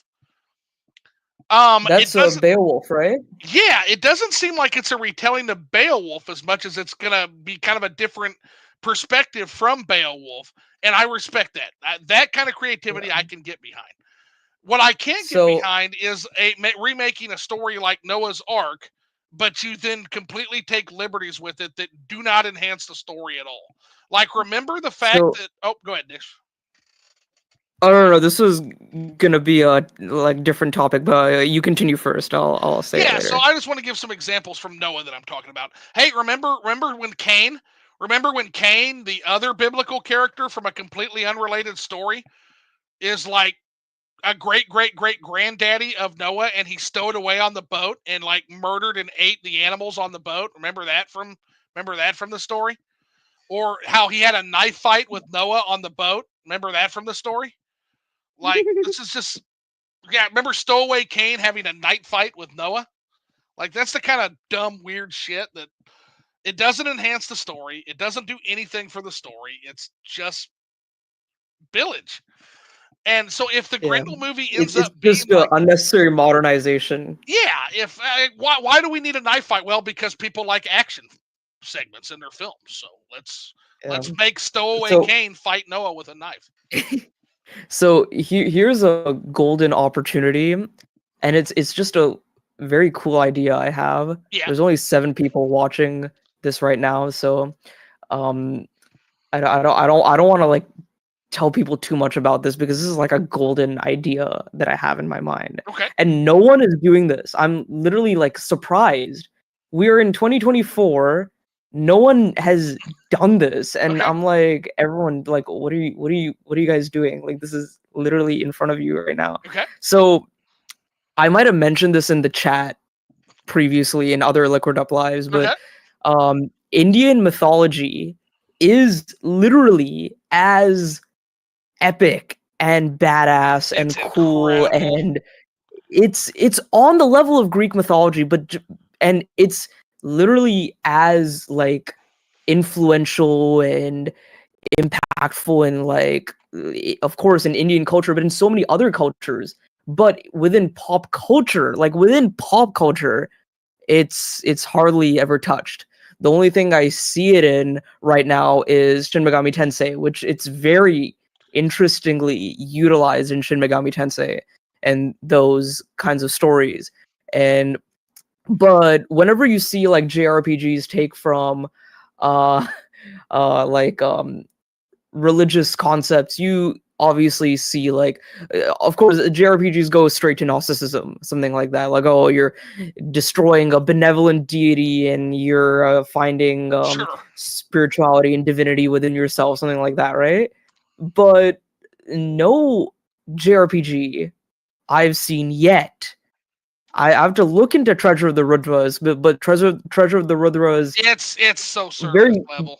very surface level right Yeah. now from what I've seen. But literally, you have the story of the Ramayana and the Mahabharata. They are literally the Ramayana is the original, like one of the original Mm-hmm. quintessential basis stories of the good versus evil dynamic. Mm-hmm. And it's there, and it's like been adapted so much in like so many other Like um maybe like Gilgamesh comes first. Maybe it's very old. Very old. yeah, But yeah, yeah, there's not much but older than that story. No. yeah, but like I don't want to go into them too much, but they're like it's like like if you look into these stories, like I've known them ever since I was a kid because like we learned them like in Sure. our families and in our religious communities and all that. But when I was a kid, I always saw them as like, oh, it's just like it's this story that they're like trying to preach to us about. But then when I grow up now, it's literally like it's like a Gilgamesh story. It's like a Greek mythology story. And I'm like, if this was adapted into an art, like I see how much Wukong is succeeding. Mm-hmm. Like this is Journey to the West. If they do like if someone does a Ramayana RPG or a Mahabharata RPG Dude, perfectly, if they do it properly, that is a gold mine. I'm oh, you're not saying kidding, like, dude. and People have a hunger for it.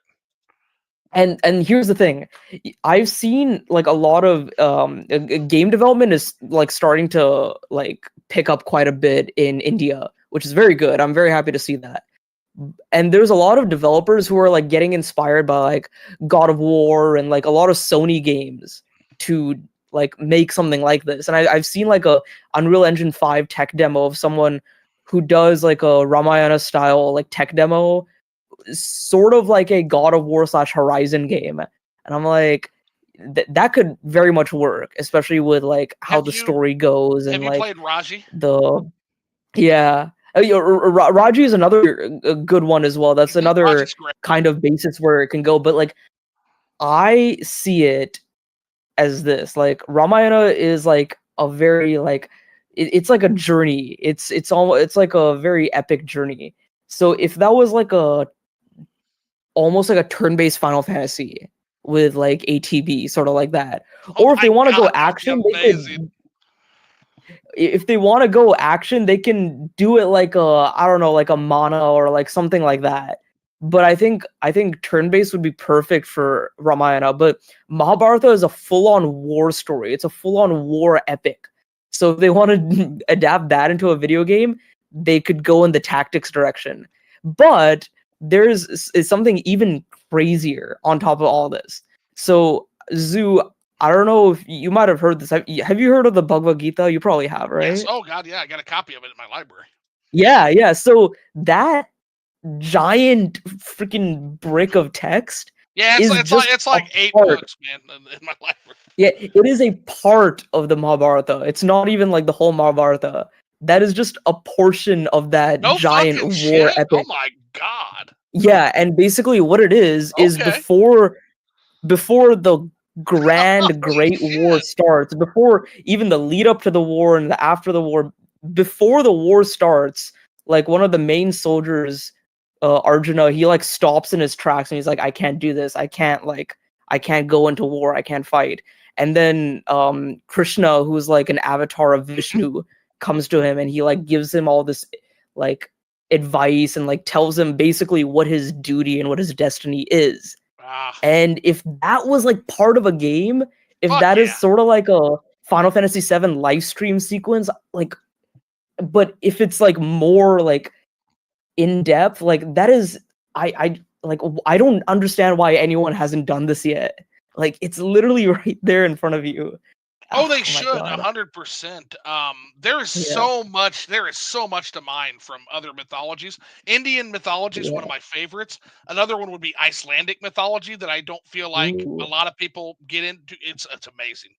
But like in the end, like, I'm looking at my library here, and while you were going over that, I was kind of grabbing some books. So, like Palace of Illusions, the Shiva trilogy, yes, Lanka's Princess. Like, there's so many fucking great stories. Like, some of these I haven't even read yet. Do you have the Palace of Illusions? I have Palace of Illusions, yeah. Who's the author of that? Shitra Banerjee. It's Chitra Banerjee Devakaruni, right? Devakaruni, yep. Palace of Illusions. My mom knows her, actually. What? Yes, so my mom. God! My mom has met her a few times and has gone to a few of her book clubs. But also, her son graduated with my sister in her graduating class. So yeah, crazy small world. Wow. Yeah. When you said Palace of Illusions, I was like, yes. Yeah. Oh my gosh. Yeah. There's another one she's done called The Forest of Illusion or The Forest of Mystery or something. Look into that as well. Okay. I need to read those. Yeah. But yeah. No, I've got a beautiful copy of The Palace of Illusions on my shelf. Nice. Beautiful hardcover. I collect hardcover books also, not just video games. So yeah, you want to talk about a house that's full. It has full fucking shelves everywhere you look. Like, no, that's awesome. That's so cool. Such a small fucking world. We like to think the world is big, but the world is so small. It's small, but it's dense. It's small. It's smaller than we think, but it's denser than we could ever know, man. Yeah. It's just a Yeah. fascinating world. Super fucking cool. That is so awesome. Yeah. But you're right. Of course, like we tend to hyper focus on certain mythologies. There are reasons for that, but we shouldn't, because again, when there is a hunger for not just Egyptian mythology, Greek mythology, there's a hunger for African mythology, Indian mythology, Icelandic folklore. There are a hunger because it's not just mythologies of disparate cultures. Native American mythology is another one that I am endlessly fascinated by. Mm-hmm. But it's just like when we remember the Pokemon controversy with the Cyndaquil, for example. You had a whole Oh bunch of yeah. Oh, you mean the gamers like Typhlosion? with the memes and like Oh ripping on the yeah, that. Cyndaquil. Everybody ripped on that shit. But again, me being the fucking well-educated idiot that I am, looked at that and I said, "You motherfuckers have never read any Native American mythology in your life, have you? You motherfuckers have never read a I single piece of Native American literature. Not one piece. yeah. Like fucking gamers, fucking gamers that have never read a goddamn book in their life." That's what I said when I saw that controversy. Not saying I get why it's funny and I get why it's memeable, but at the same time, it's like I just find it Pokemon pulls from crazy that mythology. It pulls from mythology, and that was pulling from Native American storytelling. And you yeah. Philistines have no clue what the fuck you're even talking about. Like, Yeah. it kind of made me mad because on one hand I get when it's memeable, but on the other hand it's like, holy shit, nobody in this space fucking reads anything. Nobody reads. Yeah. And I see Yeah. that all the time, like people just making fun of shit. It's like, actually, there is some genuine like roots of humanity shit that you're laughing at there, actually. And you don't even understand. You don't. It's one thing to laugh, and I get that. I'm not offended. I'm not saying I'm offended. I'm just, but it's just something that kind of eats at the core of me, which is like, you just don't know. You don't know. Yeah. Like, it's not being like literal, like it's not literal Cyndaquil fucking, you fucking Philistine dipshit. It's a mythological story to tell an origin. That's all that was. And it's just like, gotta suppress my Rick and Morty season 8 brain wanting to go after these people, because they don't know. They don't know. They've read different books than me.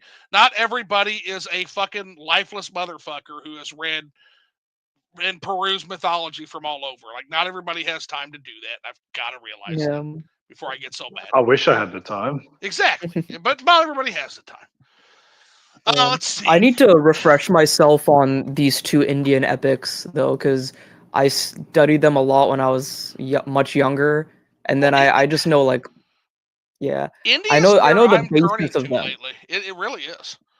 Yeah. I've given up on Hollywood's ability to make a movie, like, for the most part. Now, Yeah. I can't say that now. We're getting a resurgence of some really good Hollywood movies, especially in horror. A lot of good horror movies coming out. But honestly, like, there is nothing in the last decade that Hollywood has produced even close to like a Bahubali, or like Oh, dude. Oh, or dude, like I haven't or seen R R Bobo yet. R fucking RRR. Dude, RRR is interesting because I RRR is a see. fucking, yeah, that's a fucking freight train of a movie. Here's the thing. I me like I find it so funny that the the difference in reception in RRR with like I'll just say this. A lot of when I watched it with my family and when I talked to like my other family members who watched it, they were like I not know the where biggest fans of I it. know where this is going. Yeah, they're like, what the But fuck did I just watch? they Yeah, hey, a get lot good, of it get good, is boomer, get good. it's good. It was a fun movie to watch, Oh, it's but a a blast. lot of it is incredibly exaggerated. But That's the in point. terms of That's like, the point. I know, I the thing is like for Tamil movies, I think it like really put that kind of stuff on the map though. So it was good in that way. It's a gateway movie But yeah, for sure, because you'll watch it. it is Where a the gateway fuck else movie. can I find this? And the answer is only in Indian cinema. Some Chinese Yeah, cinema as well has similar movies. yeah. Chinese cinema is getting to be really good too. But man, yeah. Yeah, RRR also has a lot of Ramayana influence in No terms shit. of some of it Okay. in some of its naming nomenclature, some of its Okay. references and Easter eggs. There's some Ramayana stuff there. Oh, I remember watching that, and I got done with that. I'm like, what the fuck did I just watch? Holy It's a shit! ride. It is a ride. Oh, it don't Yeah, let you go. it It is. is it is all gas, no brakes, man. Yeah. And then again, like, stuff your Marvel movie in the trash can. Watch Bahubali. Watch both, guys. Yeah. You can I need to watch you can Marvel. Yeah, I stuff haven't seen it Marvel yet. in the trash. You can stuff it. Also, I don't know where it is available, but there is an animated version of the Ramayana somewhere. Okay. I don't know where you can watch it, but it is somewhere, like somewhere. How's the But quality? I How's the watched it when quality? I Is was a it is it kid, but I is it good haven't seen animation? it since then. Oh yeah, it looks Okay. pretty good. Yeah, Nice. Okay. it's almost like I think it's a Japanese studio that did it. I don't remember which one though, but it's pretty Well, that good. doesn't surprise me. Final Fantasy, actually, the OG well, that's not true. The first place I ever saw aspects of like Indian mythology was actually Richard Garriott. It's Lord British. It's always Lord British. It's always Yeah, Ultima. Everything is Ultima, but it was Ultima. It was yeah. Ultima 4 with yeah, Ultima 4. As far as probably the first Mhm. place that ever materialized. First place I ever experienced it was Final Fantasy 1. Yeah, They had some of those elements, but again, very surface level. yeah. Like Um, a lot of Final Fantasy stuff, y- it's y- like, oh, here's a they deity kind take of the thing. names, but then they just kind of do their own thing with it. Like Exactly. yeah, like Shiva in Final Fantasy is the complete opposite of what Shiva is in Indian mythology, and Garuda in Final Fantasy is similar, but also vastly different from what Right. like Garuda is in Indian Um, mythology. yeah, there was. I still don't. I'm still trying to figure out what the fuck Pandemonium from Final Fantasy VIII is. Looking at that fucking thing, I Yeah. still don't know what the Like, fuck that's pulling from. I like Final Fantasy a lot, but it's just kind of a hodgepodge of everything, Well, and that's that's the why whole. Yeah, when it's fucking crazy, yeah, and that was the whole thing about Final Fantasy One. Like, people think when people think of Final Fantasy One, they just think about the like, oh, like the how old it is and shit, but that nobody talks about how fucking bonkers that game storyline is. That game yeah, storyline is fucking nuts, man. yeah, And nobody thinks about that. So yeah. But in Enrique, terms of mythology, I like how Atlas and Monolith Soft do it particularly. Atlas pays very close attention to a lot of the deities and the mythological figures that they put into their games. they also give So them the that's proper yeah, respect. Like, like some of yeah, those deities are like, I love the way they level them. Like the yeah, Hindu deities, as they should be, are like some of the highest level shit. And again, and if you look at the interviews, like the leveling and shit is based on like the impact on the human subconscious. And when you think about India, India's billions of people. Of course, those are going to be high level. yeah, I think yeah, the only ones that even come close to the Hindu deities as a whole are like some of the Norse deities, and then of course like your like fucking like your Abrahamic deities, of course. yeah. But yeah, like proper respect is given. Like the blurbs in there are often pretty accurate. Yeah, good stuff. Hmm. Like really good Yeah, gateway. But yeah, I definitely would love to see something more, and I would love to see like an actual exploration of that stuff for real. yeah. Um, Also, it is getting a little late, so I'll probably have to drop out soon. But if you guys have any closing thoughts, we can share them Yeah, before I'm we gonna blast end through things. the chat Yeah. real quick here, and then we'll kind of do some closing thoughts. But Rush Dog says there are many ancient flood stories. Oh, 100%. Persona 1 had a PSP remake. That's really cool. I wonder if Phil knows about that, because Phil goes on and on about that shit. And I agree with him. I would love to see. I was under the impression Persona 2 on the PSP was also a remake.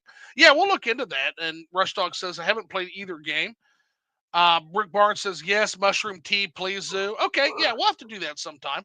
Maybe when Lofi Oh, one comes no, on to do his. I would join in on. I want to listen in on that. Oh yeah, that might be fun as hell. Lofi one says, I get angry at the new video games and shake my fist, but I play them too. Yeah, we're consumers all. I mean, it's built into us, Lofi one. Don't feel too bad.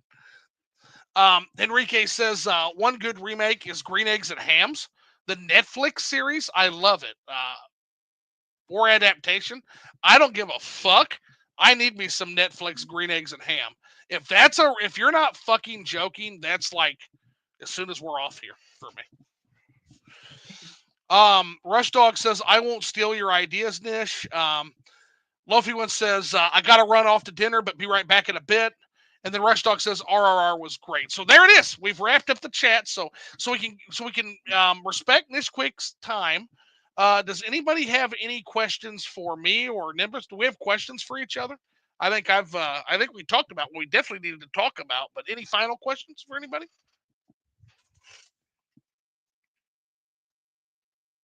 I don't. Nothing in particular. What about you, Nimbus? You Any got questions anything? for me or Nish? Oh, sorry, I'm just trying to think. No, you're good. That's I spend the whole thing like interviewing and grilling people. I always like to give people an opportunity to grill me at the last. Yeah. I don't know. Like, it's not really questions. It's just more so making conversation, I guess. But yeah, no, like it's always fun doing the Lick It Up lives. And I know, like, yeah, the nature of them. You go down one rabbit hole, I can't get English. You go down one rabbit hole and you get to the next one, and it's always entertaining, like to see where the conversation goes, because and talk about that.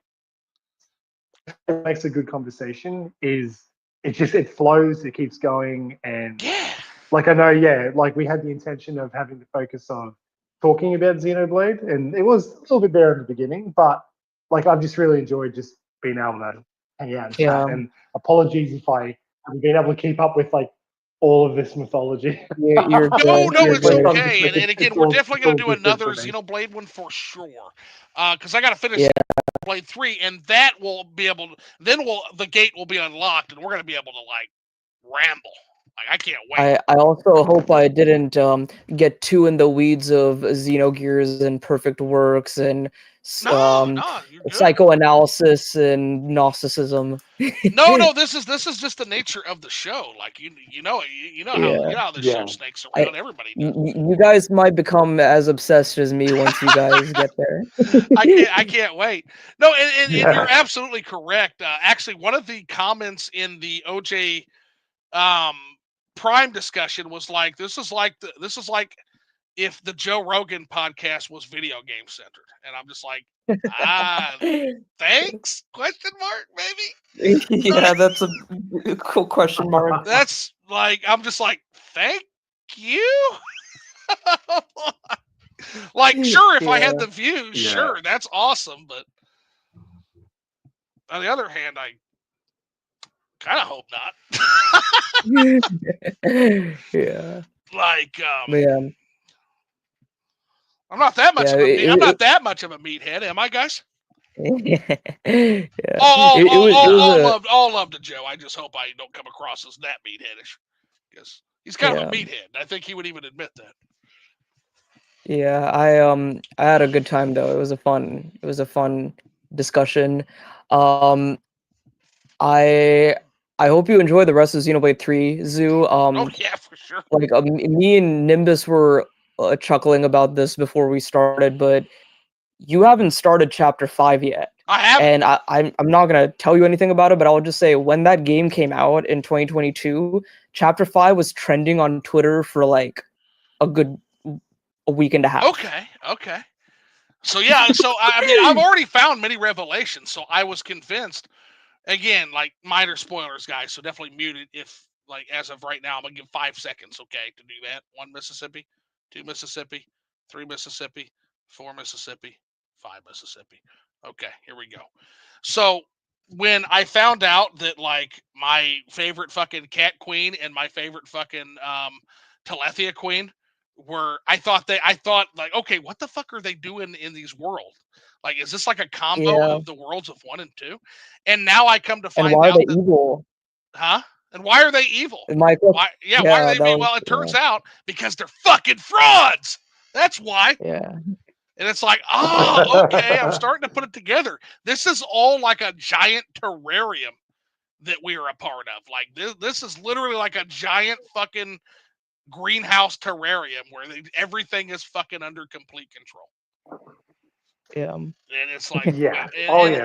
So I've already been through a couple of revelations here. So if chapter 5 throws more at me, I don't know if I can handle it. I think that's pretty wild. Yeah. You'll see. So hang on, wait. I'm curious. Like Zoo, like whereabouts like are you in Xenoblade 3? Like what location are you in? Like tail end of chapter 4. So yeah, where is like what location are you in right now? Yeah. Oh god, I'd have to load it up. It's been like 2 weeks. I'd have to load it up. I'm in a boss If you fight. I'm in a boss remember- fight that's kicking the fuck out of me. Okay. Are you still in Kevin's castle though? Yes. Okay. Because the part right after this, right, okay. the part right after this was very interesting. I will say, like, when I first played the game, summer of 2022, I completed that Kevis Castle portion, and I was gonna go to bed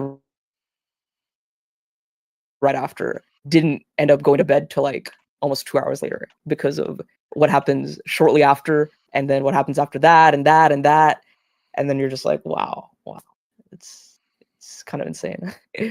I don't want to overhype it too much because I tend to do that with games, and I'm doing that with Xenoblade 3. I'm doing it with Xenogears, so I don't want to overhype anything. Yeah. Gotcha. But like basically there's some good things to look forward to. Like there's things that will resonate and stand out. Yeah. Of course, like I'm not gonna like give. I mean, it's best to save all this conversation until Zoo's actually beaten Xenoblade 3, and then also we highly recommend you play Future Redeemed as well, because that even will though give you the complete picture of everything. Okay. Yeah. I'm gonna have to break my DLC. You gotta play Future Redeemed.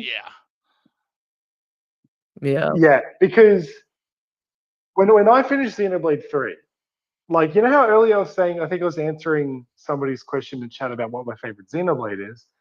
And I was saying, what I love about Xenoblade 1 is it's complete. Like it is its own package.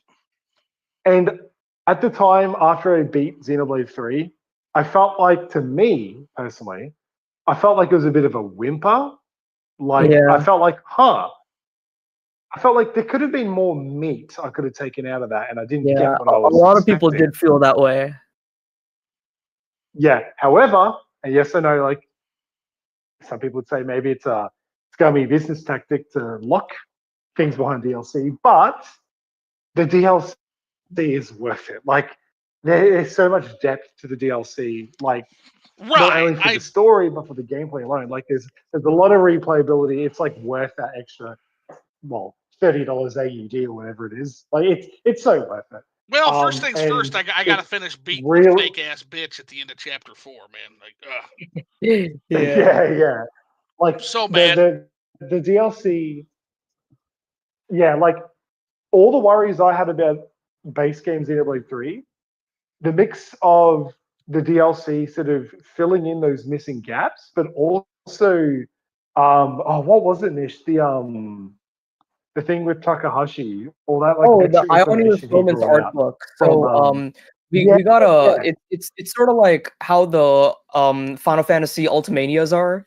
That's what the Xenoblade art books are like. And there was a interview there with Takahashi, and like this was us. This was a year after Future Redeemed, and after Future Redeemed came out, we thought we knew all the answers, and we were pretty satisfied.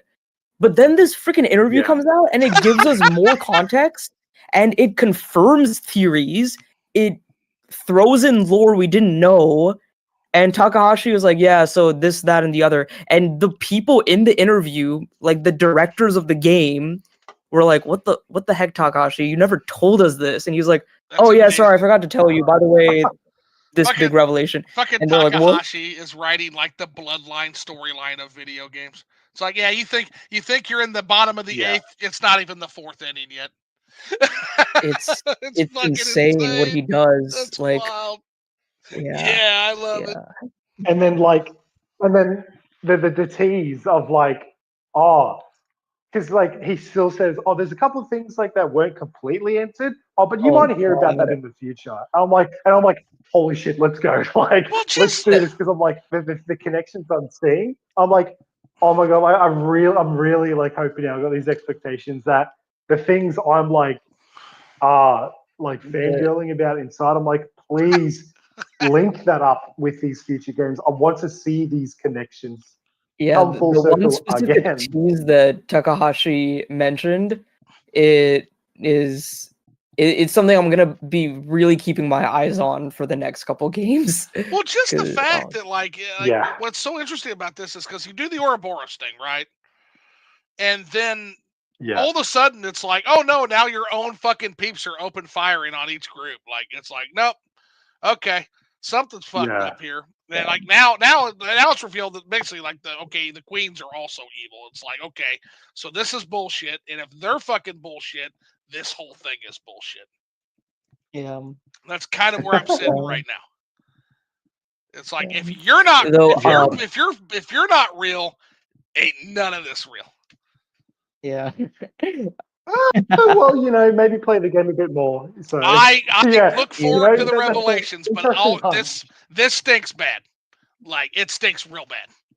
So I want to figure out, like, okay, so the question is why, and that's what I want, and I'm sure it'll be answered. But I'm gonna actually probably be playing once I get off here. Now I'm mad. Like I said, she's beating beat that boss. She's beating my ass. That's it. She's beating my ass. I think I'm under leveled. Just go on easy mode if you need to. Okay. I don't like to do that. But maybe it's like a couple of exceptions here and there. I know, because here's the problem. Like, I want to get through it because it's so good, but then that means I'm not doing all the side quests I could be doing, which means I'm under leveled, and everybody knows what the fuck under leveled means. It's your birthday, UpperNimbus? Yeah. You spent your birthday. Oh, is it? I didn't know. Happy birthday, bro. Happy birthday, homie. What an honor. Okay. Thank you. Happy birthday. I didn't know it was your birthday. Yeah.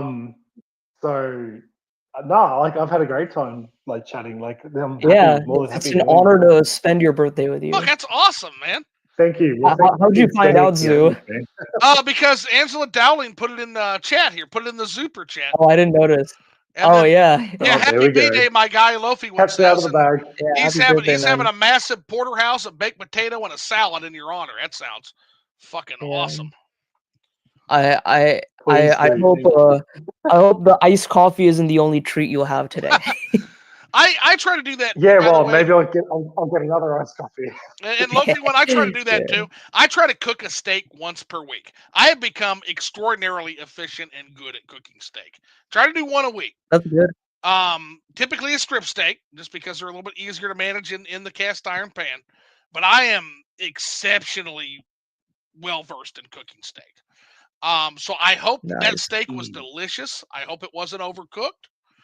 And I hope you enjoyed the shit out of it. And same with you, UpperNimbus. I hope you've had a great birthday. I guess at this point we'll kind of go ahead and usually cook sirloins. Sirloins are good. Sirloins is one of the better steaks. They have great taste to them, great flavor.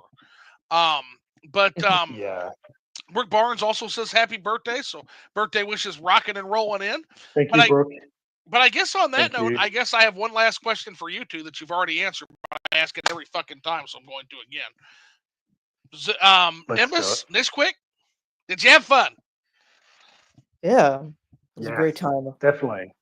All righty. Well, all right. Anything else before we get rocking and rolling? Who can afford steak? Who can afford steak? Angela Dowling says. Well, temporarily embarrassed, but I can afford steak. But yeah, I get it. I totally get it, Angela. It's getting silly out there in terms of pricing. And all right, but do we have anything else, or Nish, are you ready to hop off? Are we all good? I think that's about it for me. Okay, Yeah, I gotta get go it. run some errands, but it was a fun time chatting with you guys. Well, buddy, enjoy your vacation. Absolutely. Enjoy Yeah. your vacation for sure. Take lots of pictures, get good recipes, and Yeah, I will. when you get back, hopefully I'll have Xenoblade beaten, and we'll do another threesome here. Yeah, we will. Yes, All please. right. So, Do it. all right. Well, hey, thanks so much, guys. Again, if you want to stay on with me for a quick denouement, you can. If not, you can go ahead and take off. I'm going to go ahead and end the chat.